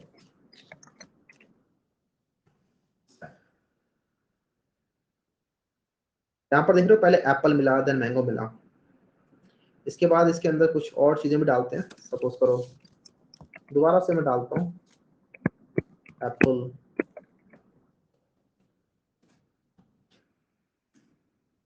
ये ऐसा नहीं करने देगा मुझे, ठीक है, ये मुझे ऐसा नहीं करने देगा। एक ही एप्पल डाला, देख रहे हो 2 बार एप्पल डाला जबकि मैंने, लेकिन एप्पल एक ही बार किया, because duplicates are not allowed in a set. अब एक चीज और इंपॉर्टेंट, हैश सेट जो होता है वो इंटरनली हैशिंग यूज कर रहा होता है। हैशिंग वगैरह हम पढ़ेंगे जब हम हैश मैप की बात कर रहे होंगे। इंटरनली हैशिंग यूज करने की वजह से इसके अंदर ऑर्डर मेंटेन नहीं रहता है एलिमेंट्स का। मतलब आपने डाला एप्पल और मैंगो, तो हो सकता है आउटपुट करते टाइम आपको पहले मैंगो मिल रहा है बाद में एप्पल मिल रहा है, इसमें इस तरीके से डिस्टॉर्टेड फॉर्म में पड़े होते हैं एलिमेंट्स, ठीक है। यहाँ पे कोई ऑर्डर नहीं है हैश सेट के अंदर, नो ऑर्डर, कोई ऑर्डर नहीं है यहाँ पे, ठीक है, एलिमेंट्स का। इसके अंदर ऑर्डर होता है। लिंक्ड हैश सेट के अंदर आप जिस ऑर्डर में डालोगे उसी ऑर्डर में आपके एलिमेंट जाएंगे। ट्री मैप के अंदर सॉर्टेड ऑर्डर होता है, ठीक है। तो हैश सेट के अंदर कोई भी ऑर्डर नहीं होता, लिंक्ड हैश सेट के अंदर ऑर्डर्ड होते हैं, और ट्री सेट के अंदर हमेशा सॉर्टेड फॉर्म में मिलते हैं। तो इसी तरीके से इनकी टाइम कॉम्प्लेक्सिटी भी डिफर कर जाती है। लिंक्ड हैश सेट के अंदर टाइम कॉम्प्लेक्सिटी थोड़ी ज्यादा होती है, ट्री सेट के अंदर लॉग इन होती है चीजों की, ठीक है, क्योंकि अंदर द हुड जो होता है वो बाइनरी ट्री यूज कर रहा होता है, बाइनरी सर्च ट्री, सॉरी। लेकिन एक चीज सब में कॉमन है, वो ये कि डुप्लीकेट्स कोई भी अलाउ नहीं करेगा, लेकिन ठीक है, लिंक्ड हैश सेट के अंदर भी डुप्लीकेट अलाउड नहीं होंगे, ट्री सेट के अंदर भी डुप्लीकेट्स अलाउड नहीं होंगे, हैश सेट के अंदर भी डुप्लीकेट्स अलाउड नहीं होंगे। एंड्रॉयड में होता है, हाँ हाँ, मतलब एंड्रॉयड में नहीं होता है, जावा के अंदर ही होता है, एंड्रॉयड हम ज्यादातर यूज कर लेते हैं काफी बार। वही मैंने लिखा ना, डेवलपमेंट में आप लोग यूज कर रहे होते हैं इसका, तो मोस्ट ऑफ द टाइम आप डेवलपमेंट में ही इनम सेट का यूज कर रहे होते हो।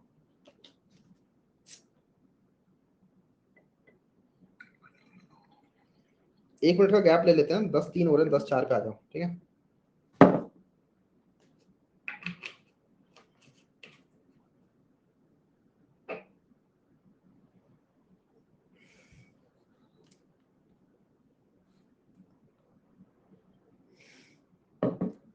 एक मिनट कहाँ जाएं,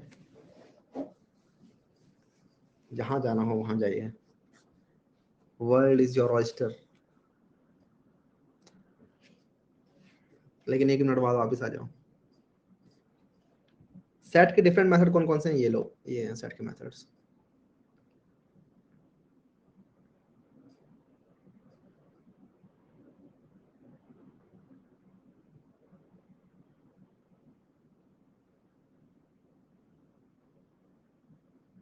लिंक लिस्ट में एरे लिस्ट ऐड, हाँ बिल्कुल सही बात, हो जाएगा, क्योंकि दोनों ही एट दी एंड दोनों ही लिस्ट हैं। लिंक लिस्ट के अंदर हमने डाला भी तो था इवन, यहाँ पर यही तो कर रहे हैं हम। एक सेकंड, यहाँ पर एक स्टैक के अंदर हम एरे लिस्ट भर दे रहे हैं देख रहे हो, तो वो सब चलता है, तो वो सब कूल है। सेम डेटा टाइप डाल सकते हैं ओनली, ऑब्वियसली। थोड़ा सा लगाओ दिमाग।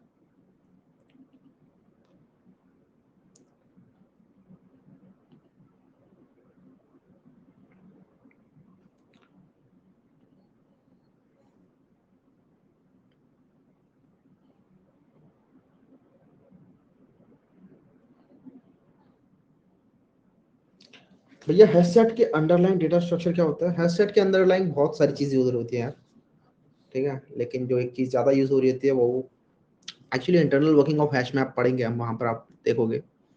लेकिन हैश सेट के अंडरलाइन जो चीज होती है वो होती है आपकी array list of link list. Array list of link list use हो रही होती है, array of link list, sorry.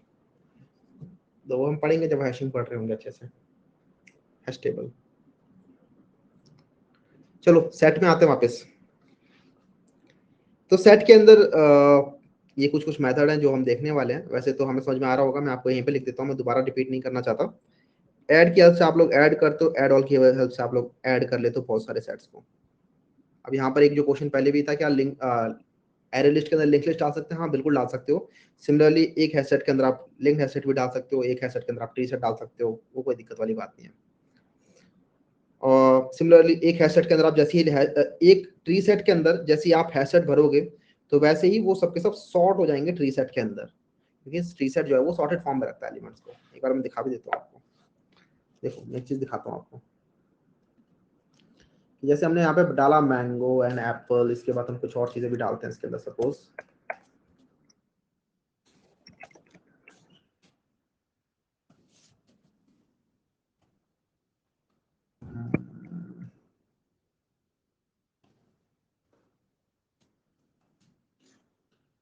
Set print करके देखते हैं तो कुछ भी ऑर्डर में प्रिंट हो रहे हैं, देख रहे हो? मैंने डाला था पहले कीवी एप्पल मैंगो ऑरेंज, लेकिन कुछ भी ऑर्डर मिल रहा है, फर्क नहीं पड़ता इसको। ट्री सेट जो होगा वो इसको सॉर्ट करके लिख देगा हमें, एप्पल कीवी मैंगो ऑरेंज, ये इंश्योर करेगा हमेशा कि ये रैंडम ऑर्डर में ना जाए, हमेशा सॉर्टेड ऑर्डर में जाए। और जो लिंक्ड एसेट होगा वो इंश्योर करेगा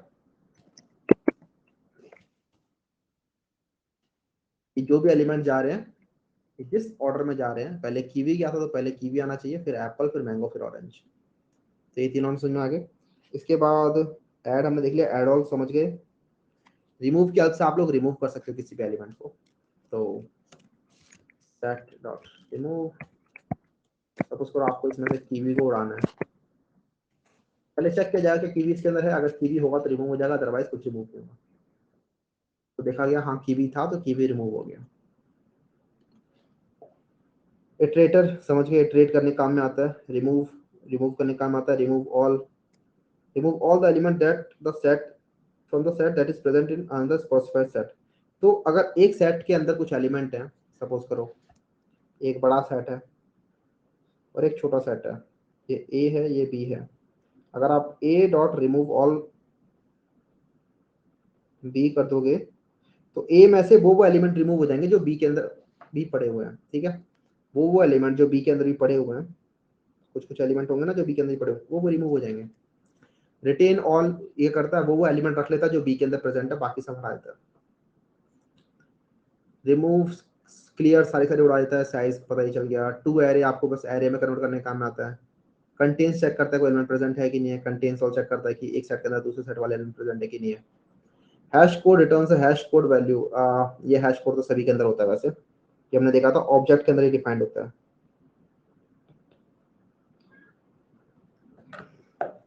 तो इस तरीके से हमारा सेट काम करता है, समझ में आ गया होगा। हम बात करते हैं क्यू की। क्यू के अंदर भी आप लोग एलिमेंट डालते होते हैं, हमने सेट में देखा था कि आप लोग यहाँ पर डुप्लीकेट्स नॉट अलाउड होते हैं, राइट? क्यू के अंदर क्या होता है, एक पर्टिकुलर ऑर्डर में आप लोग एलिमेंट निकाल रहे होते हो, तो यहाँ पर आप डिफाइन कर देते हो कि एलिमेंट किस ऑर्डर में निकलेंगे। तो इसकी खास बात होती है कि remove in a particular order, ठीक है? अब यहाँ पर डिफरेंट डिफरेंट तरीके से डिफाइंड हो सकता है। ये प्रायोरिटी क्यू के अंदर अलग तरीके से डिफाइंड होता है, एरे डेक के अंदर अलग तरीके से डिफाइंड होता है, लिंक लिस्ट के अंदर अलग तरीके से डिफाइंड होता है। क्यू जो होता है आपको इन 3 तरीकों से इंप्लीमेंट हो सकता है। जो हम मोस्टली क्यू पढ़ रहे होते हैं वो इस तरीके से कुछ होती है। जो इन जनरल जिस क्यू को हम जानते हैं वो ये होती है कि आप यहाँ से डालते हो एलिमेंट और यहाँ से निकालते हो, ठीक है। तो 2 पार्ट होते हैं, एक पार्ट होता है फ्रंट पार्ट और एक पार्ट होता है रियर पार्ट। वैसे ही अब हम पढ़ेंगे जब हम क्यू को पढ़ रहे होंगे फर्दर। लेकिन 2 पार्ट होते हैं, एक फ्रंट पार्ट होता है, एक रियर पार्ट होता है। समझ लेते हैं। रियर पार्ट में एलिमेंट इंसर्ट हो रहे होते हैं और फ्रंट पार्ट से एलिमेंट रिमूव हो रहे होते हैं। इसको आप समझ सकते हैं कैसे, कोई भी क्यू जो होती है आपकी टिकट वाली क्यू हो गई, जिसमें जो पहले एलिमेंट आया वो उसको पहले मिल गया, ठीक है। फर्स्ट कम फर्स्ट सर्व जो होता है वो यही होता है कि जो पहले आया उसको पहले सर्व हो गया, ठीक है।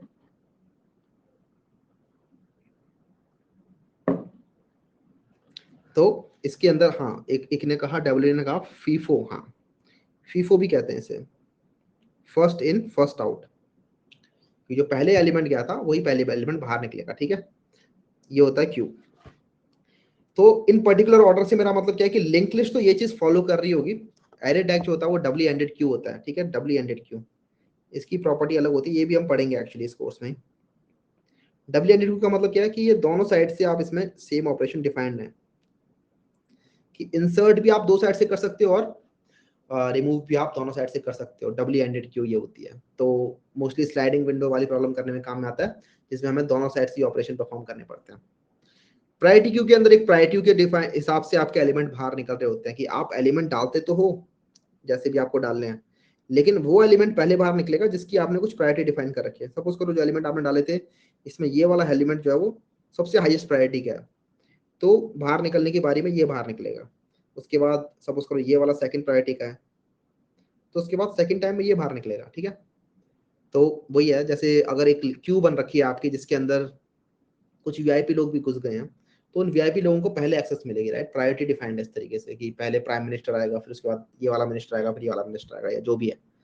तो वहाँ पे प्रायोरिटी क्यों डिफाइंड होते हैं, वहाँ पे प्रायोरिटी के हिसाब से एलिमेंट डल रहे होते हैं। और इसके भी हम बहुत सारे यूज कर रहे होंगे इसको भी। प्रायोरिटी आप अलग अलग टाइप से डिफाइन कर सकते हो चीजों की। जैसे इंटीजर के अंदर बाय डिफॉल्ट नेचुरल ऑर्डरिंग में प्रायोरिटी डिफाइन होती है उनकी, कि जो बड़ा एलिमेंट है उसकी प्रायोरिटी कम है, छोटे एलिमेंट की प्रायोरिटी ज्यादा है, या फिर जो भी है उल्टा भी कर सकते हो। तो ये प्रायोरिटी होती है। तो remove in a particular order Q के अंदर, लेकिन एक चीज कॉमन है कि वो अलग अलग तरीके से रिमूव करने काम में आता है। अब क्यू के अंदर क्या क्या फंक्शन होते हैं भैया, तो क्यू के अंदर ये फंक्शन होते हैं। क्या सिर्फ यही फंक्शन होते हैं? अरे ये फंक्शन सिर्फ क्यू के लिए पर्टिकुलर है, ठीक है। अब एरे, अब ये जो लिंक लिस्ट है, लिंक लिस्ट के अंदर तो वो वाले फंक्शन भी होंगे जो लिस्ट से आए थे इसके पास, राइट। तो लिंक लिस्ट से अगर आप इंप्लीमेंट करते हो क्यू को, तो आपको और भी ज्यादा फंक्शन मिल जाते हैं जो कि आपके लिंक लिस्ट वाली क्लास के अंदर डिफाइंड थे। तो इन फंक्शन के अलावा लिंक लिस्ट के अंदर और भी होते हैं। सिमिलरली एरे डेक के अंदर कुछ और फंक्शंस भी होते हैं कि पोल फर्स्ट, पोल लास्ट, इस तरीके से, ठीक है। तो सबके अंदर कुछ कुछ और फंक्शंस भी होते हैं, लेकिन ये क्यू के फंक्शंस हैं। मेथड्स फंक्शन एक ही बात है, ये सिर्फ क्यू के मेथड्स हैं। इनको देखते हैं। प्रायोरिटी क्यू आगे आएगा, हाँ बिल्कुल।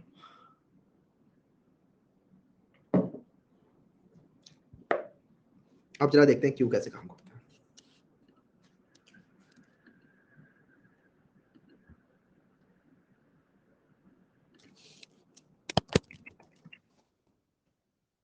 टर्न क्यू, तो हमें अगेन वही सेम क्यू का ऑब्जेक्ट बना लेंगे। तो यू उसको क्यू ऑफ इंटीजर बनाते हैं। तो क्यू आप ऐसे नहीं बना सकते, क्यू को आपको बनाने के लिए क्लास यूज करनी पड़ेगी, लिंक लिस्ट क्लास के से बनाते हैं सपोज। तो इनको हमें इंपोर्ट करना पड़ेगा।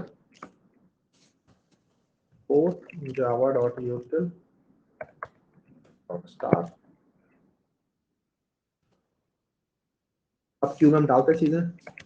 क्यू डॉट एड 12 सपोज करो डाला मैंने, क्यू डॉट एड 23 में डाला, सपोज करो क्यू डॉट एड 45 डाल दिया, ठीक है। तो ये तो मैंने एलिमेंट बस डाल दिया। उसके बाद आप इसमें से रिमूव करोगे, तो क्यू डॉट रिमूव, हम नहीं क्यू में ऐसे आप रिमूव नहीं करोगे। अब ये जो रिमूव वाला फंक्शन है ये एक्चुअली लिंक लिस्ट के अंदर से आ रहा है, राइट। लेकिन क्यू के अंदर जो आपका रिमूव वाला फंक्शन होता है, remove and remove the head of the Q, इस तरीके से सिर्फ ये वाला क्यू रिमूव करेंगे, ठीक है। ये जो क्यू डॉट रिमूव है ये अपने आप काम करेगा और ये हेड वाला फंक्शन, हेड पर जो एलिमेंट प्रेजेंट होगा वो रिमूव करेगा, ठीक है। तो इसमें टेल और हेड वाला कंसेप्ट है, फ्रंट और रियर को हेड और टेल बोल सकते हैं, एक ही बात है, ठीक है। सांप का हेड हो गया और सांप का टेल हो गया। तो हेड पे जो एलिमेंट प्रेजेंट होगा वो निकलता जाएगा, ठीक है। सांप पीछे से कटता है, सांप मत बोलो, एक क्यू बोल लो, ठीक है। क्यू ही समझो, सांप मत समझो। मे बी सांप समझोगे तो ऐसा लगे कि सांप तो मुंह से खाता है तो हेड से खा रहा होगा, हेड से इंसर्ट। नहीं नहीं नहीं, भूल जाओ, सांप को एकदम दिमाग से बाहर निकाल दो। I am sorry. आप समझो यहाँ पे कि एक नॉर्मल क्यू है, राइट। एक मेट्रो की टिकट की लाइन लग रखी है, तो उसके अंदर पीछे से एलिमेंट आ रहे हैं और आगे से निकलते जा रहे हैं, ठीक है। हाँ, सांप है ही नहीं कुछ, भगा दो उसे, निकाल दो। क्यू डॉट रिमूव करेंगे, कुछ भी नहीं डालेंगे तो ये बाय डिफॉल्ट, जब कुछ भी नहीं डाला हमने तो आप इसको पता है कि मुझे क्यू वाला रिमूव मेथड कॉल करना है, राइट। अगर मैं यहाँ पे कुछ डाल देता, सपोज करो 12, तो इससे पता जाता है कि अच्छा मुझे कौन सा वाला मेथड कॉल करना है, मुझे कलेक्शन वाला रिमूव मेथड कॉल करना है, ठीक है, जो कि 12 को रिमूव कर रहा होगा, क्योंकि लिंक लिस्ट जो होता है वो डबल गेम खेल रहा होता है ना। तो ये नहीं करना हमें। एक बार से चला के देखते क्या होता है। तो क्योंकि आपने 12 पहले डाला था इसलिए 12 पहले बाहर निकल रहा है। को भी प्रिंट करके देख लेते हैं। तो जब 12 बाहर निकल गया तो 23 और 45 बचे हैं, अगला 23 बाहर निकलेगा, राइट।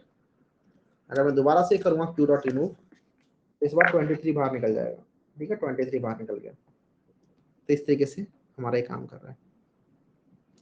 अब कुछ और खास बात होती है लेकिन इसके अंदर देखो, मैं ये चीज समझाता हूँ, ये चीज समझना थोड़ी सी, ठीक है, क्योंकि इंटरव्यू में मेरे से एक बार पूछी गई है ये चीज, तो कंफ्यूज नहीं होना मैं यहाँ पे, क्योंकि मेरे को उसने कंफ्यूज कर दिया था उस टाइम पे, बट उसकी वजह से मुझे जज नहीं किया था, अर्बन क्लैपर में सिलेक्ट हो गया था।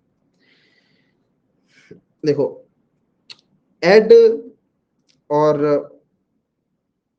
ऑफर दोनों का काम होता है एलिमेंट ऐड करने का ही, ठीक है। दोनों का ही काम होता है एक क्यू के अंदर एलिमेंट डालने का। लेकिन ऐड एलिमेंट ऐड करते हो और अगर सपोज करो नहीं डल पाया किसी रीजन की वजह से क्यू के अंदर एलिमेंट, तो ऐड वाला फंक्शन जो होता है वो फॉल्स रिटर्न कर देता है, एक एक्सेप्शन थ्रो नहीं करता है।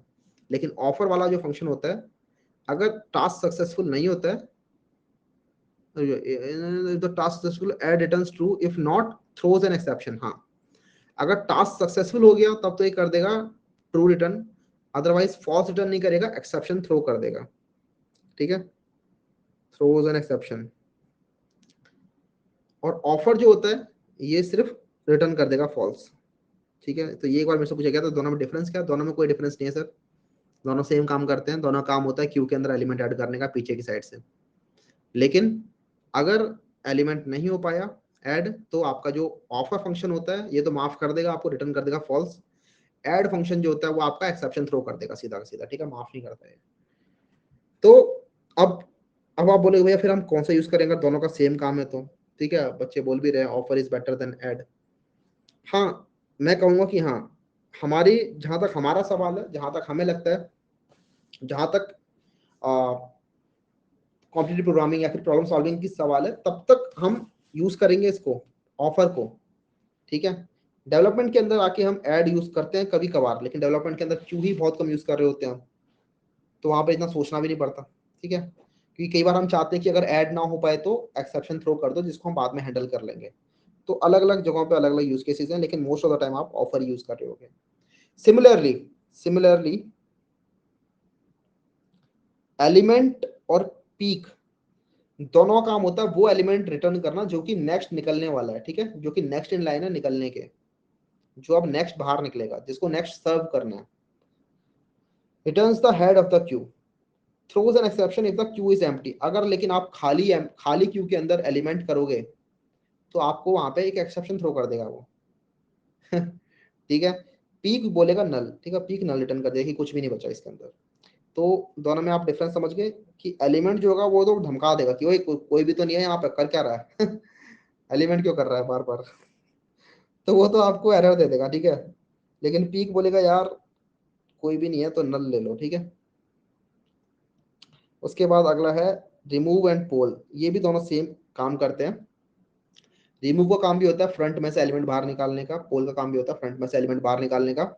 लेकिन अगर खाली क्यू है और उसमें भी आप रिमूव कर रहे हो तो आपको एक एक्सेप्शन मिल जाएगा, और अगर खाली क्यू है उसमें आप अगर एलिमेंट बाहर निकालने का ट्राई कर रहे हो तो आपको नल मिलेगा, एक्सेप्शन नहीं मिलेगा। तो हमेशा जो एक्सेप्शन वाले मेथड्स है ना उनको कम से कम यूज करना है, मतलब मैं लाल से कर देता हूँ उनको मार्क, ठीक है, इसको यूज कम करना चाहिए। और इनको ज्यादा से ज्यादा यूज करना चाहिए। और समझ में आ गई?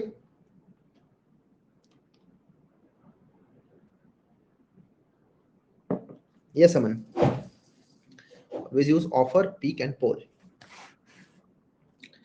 तो ये हमारे क्यू के मेथड्स थे। भैया प्रायोरिटी क्यू और एरे डेक पढ़ा दो। तो इसको अभी नहीं पढ़ा रहे होंगे हम, इनको हम पढ़ रहे होंगे फर्दर जब हम प्रायोरिटी क्यू और एरे डेक पढ़ रहे होंगे। कलेक्शन फ्रेमवर्क हमें समझ में आ गया होगा किस तरीके से काम कर रहा है। पीक और पोल हम करके देख लेते हैं।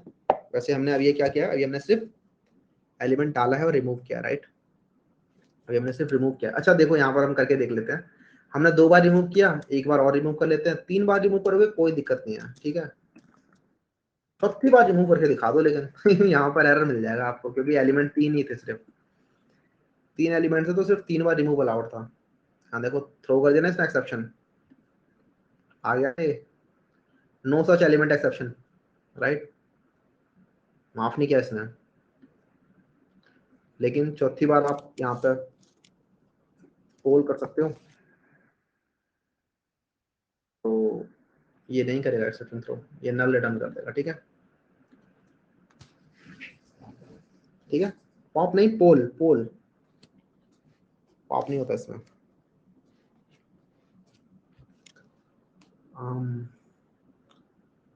तो ये तो पॉप, ऐड और पीक, पीक देख लेते हैं पीक क्या होता है। पीक वही जैसे मैंने बताया, जो हेड पे एलिमेंट होगा जो नेक्स्ट जाने वाला है उसको रिटर्न कर देगा, उसको निकालेगा नहीं, सिर्फ रिटर्न कर देगा उसको, ठीक है। ये बाहर नहीं निकालता एलिमेंट को, ये बस बता देता है कि अब क्या निकलेगा बाहर। तो यहाँ पे मैं लिख देता हूँ इसको।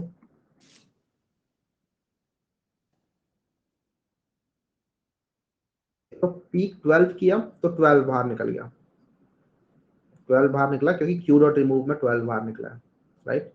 तो पीक हमेशा वो एलिमेंट रिटर्न कर देता है जो कि बाहर निकलने वाला है। इसका यूज कहाँ होता है भैया, प्रायोरिटी क्यू का। जैसे कि एक क्वेश्चन पूछा था मुझसे एक दिन किसी ने कि find the kth largest element in an array, तो वहां पे हम प्रायोरिटी की यूज कर रहे होते हैं। इसके अलावा और भी कुछ कुछ क्वेश्चंस होते हैं, वो पूरा पूरा एक रेंज ऑफ क्वेश्चन है जहाँ पे प्रायोरिटी की यूज कर रहे होते हैं हम, डोंट वरी देखेंगे। कलेक्शन फ्रेमवर्क कहाँ यूज होता है, अब हम पूरे टाइम डीएसए के अंदर आप देखोगे कलेक्शन फ्रेमवर्क ही यूज करते रहेंगे पूरे टाइम, ठीक है। अब जितने भी क्वेश्चन कर रहे होंगे, जितने भी डेटा स्ट्रक्चर्स कर रहे होंगे, उन सब के अंदर हम कलेक्शन फ्रेमवर्क यूज कर रहे होंगे, इधर डायरेक्टली और इनडायरेक्टली। तो अब आप देखोगे भर के यूज होने वाला है, ठीक है। अच्छा ये था अभी तक मैंने आपको जितना बताया। इसके अलावा 2 क्लासेस और होती हैं। अच्छा अभी मैप मैप बच गया हमारा, मैप भी देख लेते हैं। नेक्स्ट मैप देख लेते हैं। मैप के अंदर आप मैप का हमने शुरुआत में देख लेते हैं। मैप मैंने बताया है कलेक्शन के अंदर नहीं आता मैप, ठीक है। ये कलेक्शन से नहीं लेता चीजें, देख रहे हो अलग ही है, मैप एकदम अलग चीज है। तो कलेक्शन फ्रेमवर्क के अंदर आता है मैप, कलेक्शन इंटरफेस को इंप्लीमेंट नहीं करता, 2 अलग अलग चीजें हैं। जावा के अंदर एक कलेक्शंस तो फ्रेमवर्क है, इन्होंने पता नहीं ऐसा नाम क्यों रखा है, कि जहां पर एस लगा है ना वो एक फ्रेमवर्क है, बस उसका कुछ मतलब नहीं है, वो बस एक फ्रेमवर्क नाम है। क्लास का नाम कलेक्शन है, सॉरी इंटरफेस का नाम कलेक्शन है। तो कलेक्शन फ्रेमवर्क के अंदर ये सब चीजें आती हैं। कलेक्शन इंटरफेस भी आता है, मैप इंटरफेस भी आता है, इटरेटर इंटरफेस भी आता है। इटरेटर इंटरफेस को हमने देख लिया था लिस्ट के अंदर, ठीक है। मैप को देख लेते हैं एक बार, मैप किस तरीके से काम करता है। तो मैप के अंदर आप हमेशा की वैल्यू पेयर डालते हो, ठीक है, इसकी भी खास बात होती है। इसको लेते हैं कि की वैल्यू पेयर, जब आपको की और वैल्यू पेयर डालने होते हैं ना तब आप लोग मैप यूज कर रहे होते हो। अब यहाँ पर हम सबसे ज्यादा यूज करेंगे हैश मैप का ही, वही अगेन मैं दोबारा बोलूंगा 99.9% ऑफ टाइम हम हैश मैप ही यूज कर रहे होंगे, हमें पूरे डीएसए कोर्स में हैश मैप यूज करते रहेंगे। लेकिन अगेन अगर आपको चाहिए कि सॉर्टेड फॉर्म में चाहिए तो ये, अगर आपको ऑर्डर मेंटेन रखना है तो ये,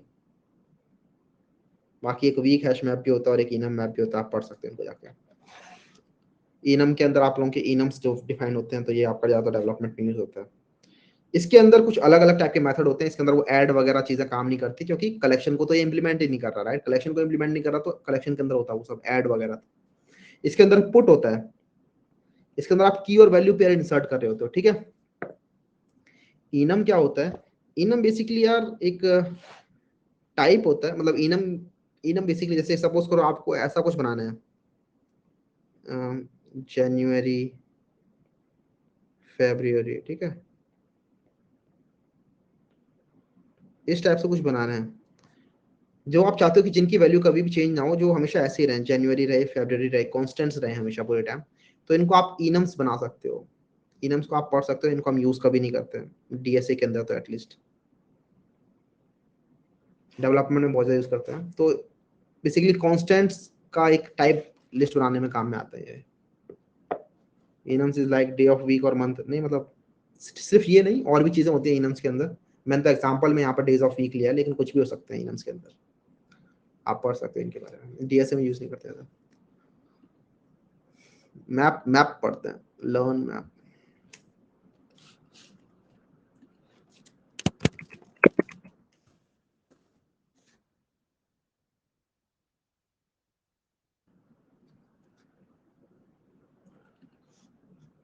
तो हमेशा मैप जब बनेगा तो दो चीजें डलती हैं इसके अंदर, की और वैल्यू पेयर, ठीक है। एक की होता है की, एक होता है वैल्यू।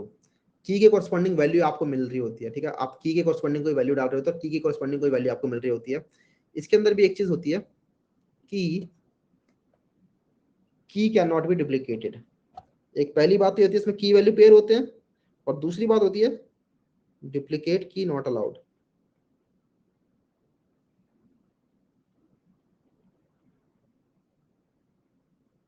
ठीक है जी, डुप्लीकेट की अलाउड नहीं होती है इसके अंदर। इसका मतलब क्या भैया? इसका मतलब ये हुआ कि सपोज करो आप इसके अंदर कुछ वैल्यू डाल रहे हो, सपोज करो ऐसा है हमारा की वैल्यू पेयर, जिसके अंदर आप स्ट्रिंग टू इंटीजर वैल्यू आपने डिफाइन कर रखी है, ठीक है। तो ये स्ट्रिंग है आपकी की, और वैल्यू है आपकी इंटीजर टाइप की।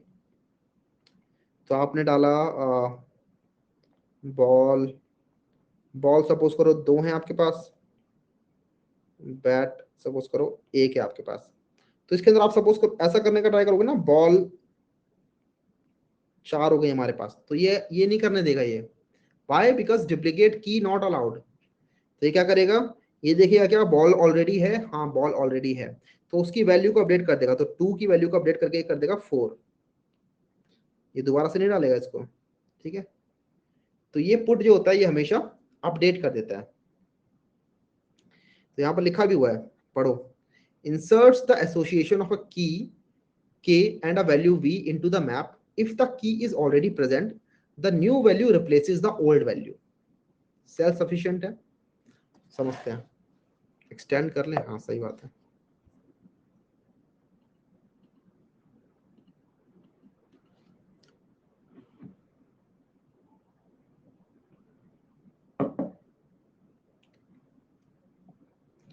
हाँ जी, प्रेसिडेंट इलेक्ट हो गए हमारे, सही बात है, Draupadi ji, again a female president. पुट के वी, I code in Python, very good, बहुत अच्छी बात है। यहाँ पे लेकिन कलेक्शन फ्रेमवर्क के अंदर ये कुछ अलग ही चीजें डिफाइंड है, ठीक है। पाइथन के अंदर बहुत सिंपल है एक्चुअली चीजें। पाइथन के अंदर इतनी ज्यादा कॉम्प्लिकेशंस नहीं है पाइथन के अंदर, ठीक है। लेकिन जावा भी अच्छी लैंग्वेज है, जावा को बहुत ज्यादा लोग यूज कर रहे होते हैं, एंटरप्राइज लेवल पर हम जावा यूज कर रहे होते हैं। तो इसके अपने अलग बेनिफिट है, पाइथन के अपने अलग बेनिफिट है, दोनों के अपने अलग बेनिफिट है। डीएसए आप दोनों में कर सकते हो, सो डोंट वरी, ठीक है। चलो देखो पुट देखते हैं। पहले तो मैप के अंदर एक बनाते हैं की वैल्यू पेयर। तो मैप ऑफ जैसे मैंने बताया स्ट्रिंग और इंटीजर, आप दोनों का कुछ भी टाइप डिफाइन कर सकते हो, string integer, integer string, integer integer, custom class भी बना सकते हो, ठीक है। Map of this and this, इसका नाम दे दिया मैंने map, first new hash map import कर लेते हैं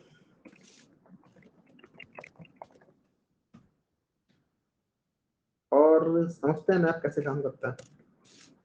मैप डॉट पुट करते हैं पहले, तो इसके अंदर कुछ भी ऐड नहीं होता, ठीक है। आप सोचो ऐड कर लेते हैं, ऐड कुछ नहीं होता इसके अंदर, क्योंकि ये ऐड जो है वो कलेक्शन से आ रहा होता है। दोबारा रिपीट कर रहा हूँ, ऐड कलेक्शन से आ रहा होता है, लेकिन मैप जो है वो कलेक्शन को इंप्लीमेंट नहीं कर रहा होता है। मैप एकदम अलग ही चल रहा है। तो इसमें आप की डालोगे पहले, की का टाइप है स्ट्रिंग, तो स्ट्रिंग टाइप की, जैसे मैंने एग्जांपल लिया था, सपोज करो बॉल, और सपोज करो वो बता रहा है कि बॉल कितने आपके पास, ठीक है, तो बॉल 2 है। फिर आपने मैप डॉट पुट किया बैट, सपोज करो बैट 4 है आपके पास, मैप डॉट पुट किया दोबारा से, सपोज करो विकेट 6, कुछ भी कर रहा हूँ मैं, ठीक है। उसके बाद इसको प्रिंट कर लेते हैं आउट मैप, देखते हैं क्या प्रिंट होता है।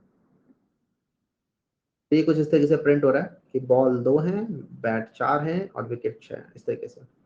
अगर आप दोबारा से इसके अंदर डालने का ट्राई करोगे, मैप डॉट पुट बैट, नहीं भाई बैट हमारे पास 3 है, 4 नहीं है। क्या करेगा, देखिए अच्छा पहले बैट प्रेजेंट है ऑलरेडी, हाँ प्रेजेंट है, तो उसको दोबारा नहीं डालेगा, उसकी वैल्यू को अपडेट कर देगा, तो 4 से हो जाएगा ये 3, ठीक है। तो बैट अब 3 हो गया हमारे पास, कोई दिक्कत?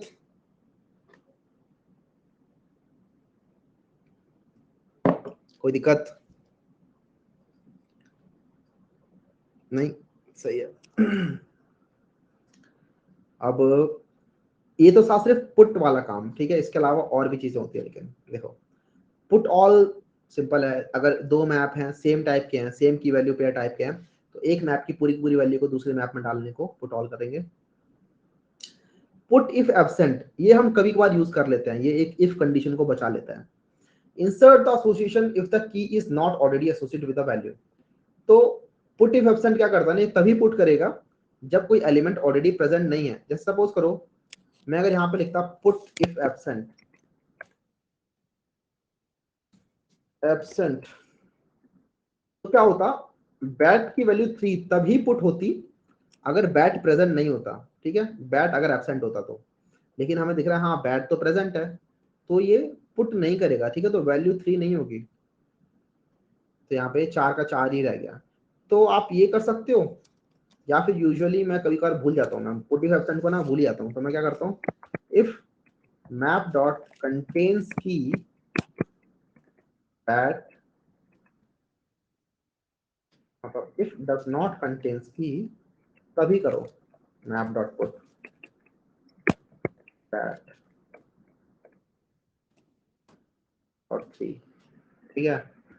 अगर आपको याद रह जाए पुट इफ एब्सेंट तो बहुत अच्छा है, क्योंकि ये इफ कंडीशन लिखने से बच जाओगे आप। लेकिन दोनों का सेम काम है, ठीक है। पुट इफ एब्सेंट भी यही काम करेगा और ये भी सेम काम कर रहा है। पहले मैंने चेक कर लिया कि क्या की प्रेजेंट तो नहीं है, अगर की प्रेजेंट नहीं है तभी डालो, अगर प्रेजेंट है तो मत डालो, ठीक है। मैप सॉर्टेड, नहीं मैप सॉर्टेड नहीं होता है। हैश मैप मतलब मैप के अंदर, मैप तो एक्चुअली एक बस वो है, कंसेप्ट है, इंटरफेस है। हैश मैप के अंदर आपके ऑर्डर्ड नहीं होते, हैश मैप के अंदर किसी भी ऑर्डर में पड़े होते हैं एलिमेंट। अगर इसे हम ट्री मैप कर दें, लेकिन ट्री मैप अगर हम कर दें तो ये क्या करेगा, ये जो कीज है ना, कीज के हिसाब से सॉर्ट कर देगा इनको। तो कीज आई थिंक हमारी बाय डिफॉल्ट पहले से ही सॉर्टेड है, बॉल पहले आएगा, फिर बैट आएगा, देन विकेट आएगा, राइट। हम एक काम करते हैं, विकेट को ऊपर लिख देते हैं,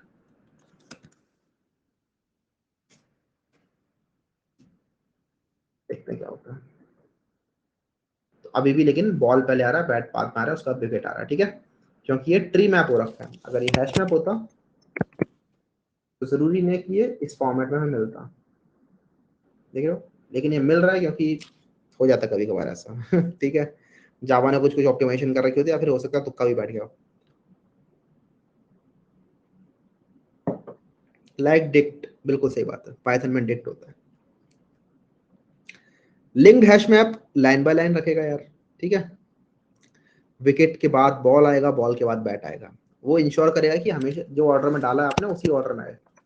लिंक्ड हैश मैप यूज मत करना, लेकिन लिंक्ड हैश मैप और ट्री मैप को कभी क्यों यूज मत करना, क्योंकि उसके अंदर जो ऑपरेशन होते हैं वो आपके बिग ऑफ वन में नहीं होते हैं। यहाँ पे देखो, पहले विकेट आया, बॉल आया, बैट आया, लेकिन जो आपके जो ऑपरेशन होते हैं बिग ऑफ वन, वो सिर्फ हैश के अंदर ही होते हैं, ठीक है। हैश मैप के अंदर और दूसरा हैश सेट के अंदर। सेट के अंदर भी आप लोगों को लिंक्ड हैश सेट यूज नहीं करना, सिंपल हैश सेट यूज करना चाहिए, क्योंकि इसके अंदर जितने भी ऑपरेशन होते हैं आपके ऐड, रिमूव्स, कंटेन्स, ये सारे सारे आपके बिग ऑफ वन में काम करते हैं, कांस्टेंट टाइम में। सिमिलरली हैश मैप के अंदर भी आपके कांस्टेंट टाइम में काम करते हैं, यस, बिग ऑफ वन में काम करते हैं, फास्ट होता है। गेट हो गया, अच्छा गेट नहीं देखा हमने, तो गेट गेट बेसिकली कोई भी एलिमेंट गेट करने का काम आता है। विदाउट मैप डॉट गेट, ठीक है। सपोज करो आपको बताना है कितनी बॉल है, तो मैप डॉट गेट बॉल।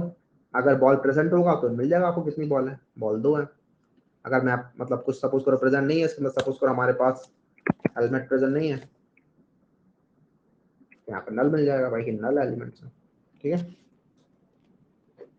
इस इंसर्शन ऑर्डर मेंटेन इन मैप, अगेन मैं दोबारा रिपीट कर देता हूँ, हैश मैप के अंदर कोई भी ऑर्डर मेंटेन नहीं होता है। अगर आप लिंक्ड हैश मैप बनाओगे तो ऑर्डर मेंटेन रहेगा, और ट्री मैप बनाओगे तो आपका सॉर्टेड ऑर्डर मेंटेन हो जाएगा,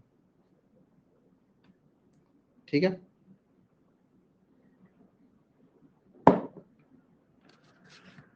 अगला है रिप्लेस, वो रिप्लेस करने का काम आता है, वो सब पढ़ लेंगे हम, कोई दिक्कत नहीं। रिमूव से आप लोग रिमूव कर सकते हो कोई भी एलिमेंट। कंटेन्स की मैंने आपको बता दिया, कंटेन्स की बताने का काम आता है कि कोई की प्रेजेंट है कि नहीं है। एक जो इंपॉर्टेंट चीज होती है मैप के अंदर, जो कभी बार हम इग्नोर कर देते हैं लेकिन बहुत बार यूज करना पड़ता है, उससे वो समझ लेते हैं, वो होता है आपको मैप डॉट एंट्री सेट, जो कि काफी बार कई लोगों को कंफ्यूजिंग लग जाता है, लेकिन हम इजीली समझते हैं। मैप डॉट एंट्री सेट ये क्या करता है, मैप की सारी सारी वैल्यूज में इटरेट करने के काम में आता है, ठीक है। तो मैप से आपने सारी सारी एंट्रीज निकाल ली, उसके बाद ये एंट्री का एक सेट मिलता है आपको, तो सेट ऑफ एंट्रीज मिल जाते हैं आपको। Set of map dot entry of type string to integer, और एंट्रीज नाम मतलब प्रिंट का। मैप डॉट एंट्री सेट जो होता है वो हमें एंट्रीज रिटर्न करता है, सेट ऑफ एंट्रीज, ठीक है। एंट्री सेट है तो सेट ऑफ एंट्रीज, तो सेट ऑफ एंट्री रिटर्न कर दी, इसको हमने एंट्रीज में डाल दिया। इन एंट्रीज के अंदर आप इटरेट कर सकते हो, ठीक है। इटरेट करने के मल्टीपल तरीके हैं, चाहो तो आप ऐसे कर लो फॉर लूप की तरह, कि for map dot entry entry in entry, और उसके बाद आप एक एक एंट्री में इटरेट कर लोगे, या फिर आप इटरेटर निकाल सकते हो, हम ऐसे कर लेते हैं। उसके बाद आप कुछ भी कर सकते हो, सपोज करो सिस आउट एंट्री डॉट की, तो गेट की से तो आपको की मिल जाएगी, और गेट वैल्यू से वैल्यू मिल जाएगी।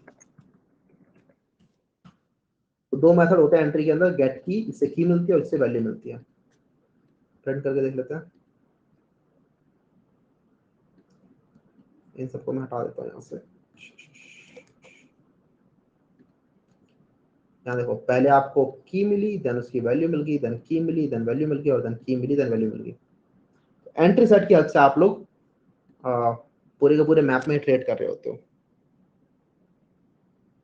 ठीक है। कोई दिक्कत, क्या बोल रहे हो? ट्री मैप का कॉम्प्लेक्सिटी क्या है? ट्री मैप के अंदर लॉग एन में काम करती है चीजें, बिकॉज ये under the hood binary search tree implement कर रहा होता है, वो हम पढ़ेंगे बाद में। सिर्फ एंट्रीज प्रिंट कर लेते हैं, हाँ, उससे सिर्फ आपकी वो कर्ली ब्रेस के अंदर प्रिंट रहती है।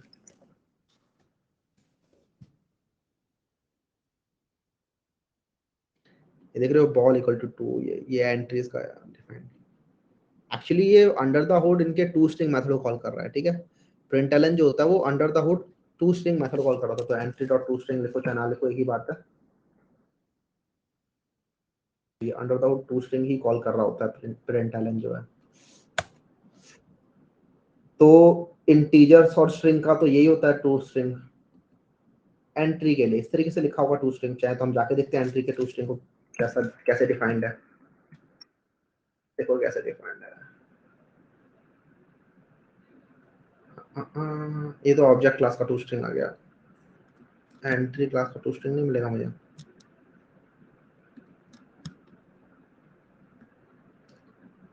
ओपन इम्प्लीमेंटेशन,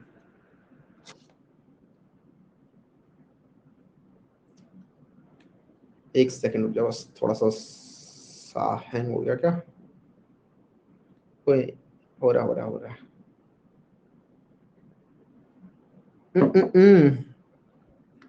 सारी के सारी इम्प्लीमेंटेशन ढूंढ डालेंगे आपने।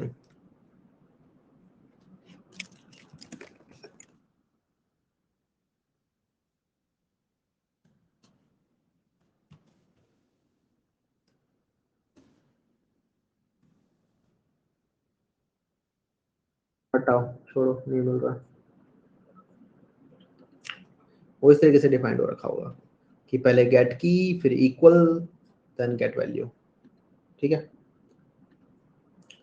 तो ये हमारा मैप हो गया यहाँ पर कंप्लीट। मैप में इतना ही था। अच्छा, की सेट के अलग से आप लोग सारी सारी कीज बाहर निकाल सकते हो, वैल्यूज के अलग से आप लोग सारी सारी वैल्यूज बाहर निकाल सकते हो, और एंट्री सेट के अलग से हमने देख ही लिया, एंट्रीज निकल जाती हैं। रिमूव करके देख लेना, हो जाएगा रिमूव भी। गेट पुट ऑल देख लिया। गेट और डिफॉल्ट आप या तो गेट करो, अगर गेट वाली वैल्यू नहीं मिली तो डिफॉल्ट वैल्यू मिल जाएगी। ये हम बहुत कम यूज कर रहे होते हैं। कंटेन्स की हमने देख लिया, कंटेन्स वैल्यू आपको बताने काम आता है वैल्यू प्रेजेंट है कि नहीं मैप में। इस तरीके से हमारा मैप होता है। इसके बाद दो चीज हमारी बच जाती हैं जो हम बाद में देखेंगे, अभी नहीं देख रहे हैं। वो होती है आपकी एरेज क्लास और कलेक्शन क्लास। क्योंकि आज ऑलरेडी काफी सारी चीजें करा दी मैंने, मैं सोच रहा था करा दूंगा, लेकिन इनको हम बाद में पढ़ेंगे। ठीक है, तो इनको हम पढ़ेंगे बाद में। आपके लिए होमवर्क भी, आप लोग चाहो तो खुद पढ़ सकते हो इनको, अगर पढ़ लोगे तो बहुत अच्छी बात है, बाकी हम पढ़ेंगे ही। तो आज के लिए इतना ही काफी था। आई थिंक काफी सारी इन्फॉर्मेशन हमें मिल गई है। आने वाली क्लासेस के अंदर इनको और ज्यादा खोल खोल के पढ़ रहे होंगे, सभी के अंदर जाएंगे, सभी की इंटरनल वर्किंग को समझ रहे होंगे, सभी के ऊपर क्वेश्चंस कैसे सॉल्व होते हैं वो पढ़ रहे होंगे। ठीक है, तो I hope you guys enjoyed today's class. कुछ भी डाउट वगैरह होंगे तो डाउट क्लास में पूछना, आज मत पूछना। ठीक है, मिलते हैं फिर, बाय बाय।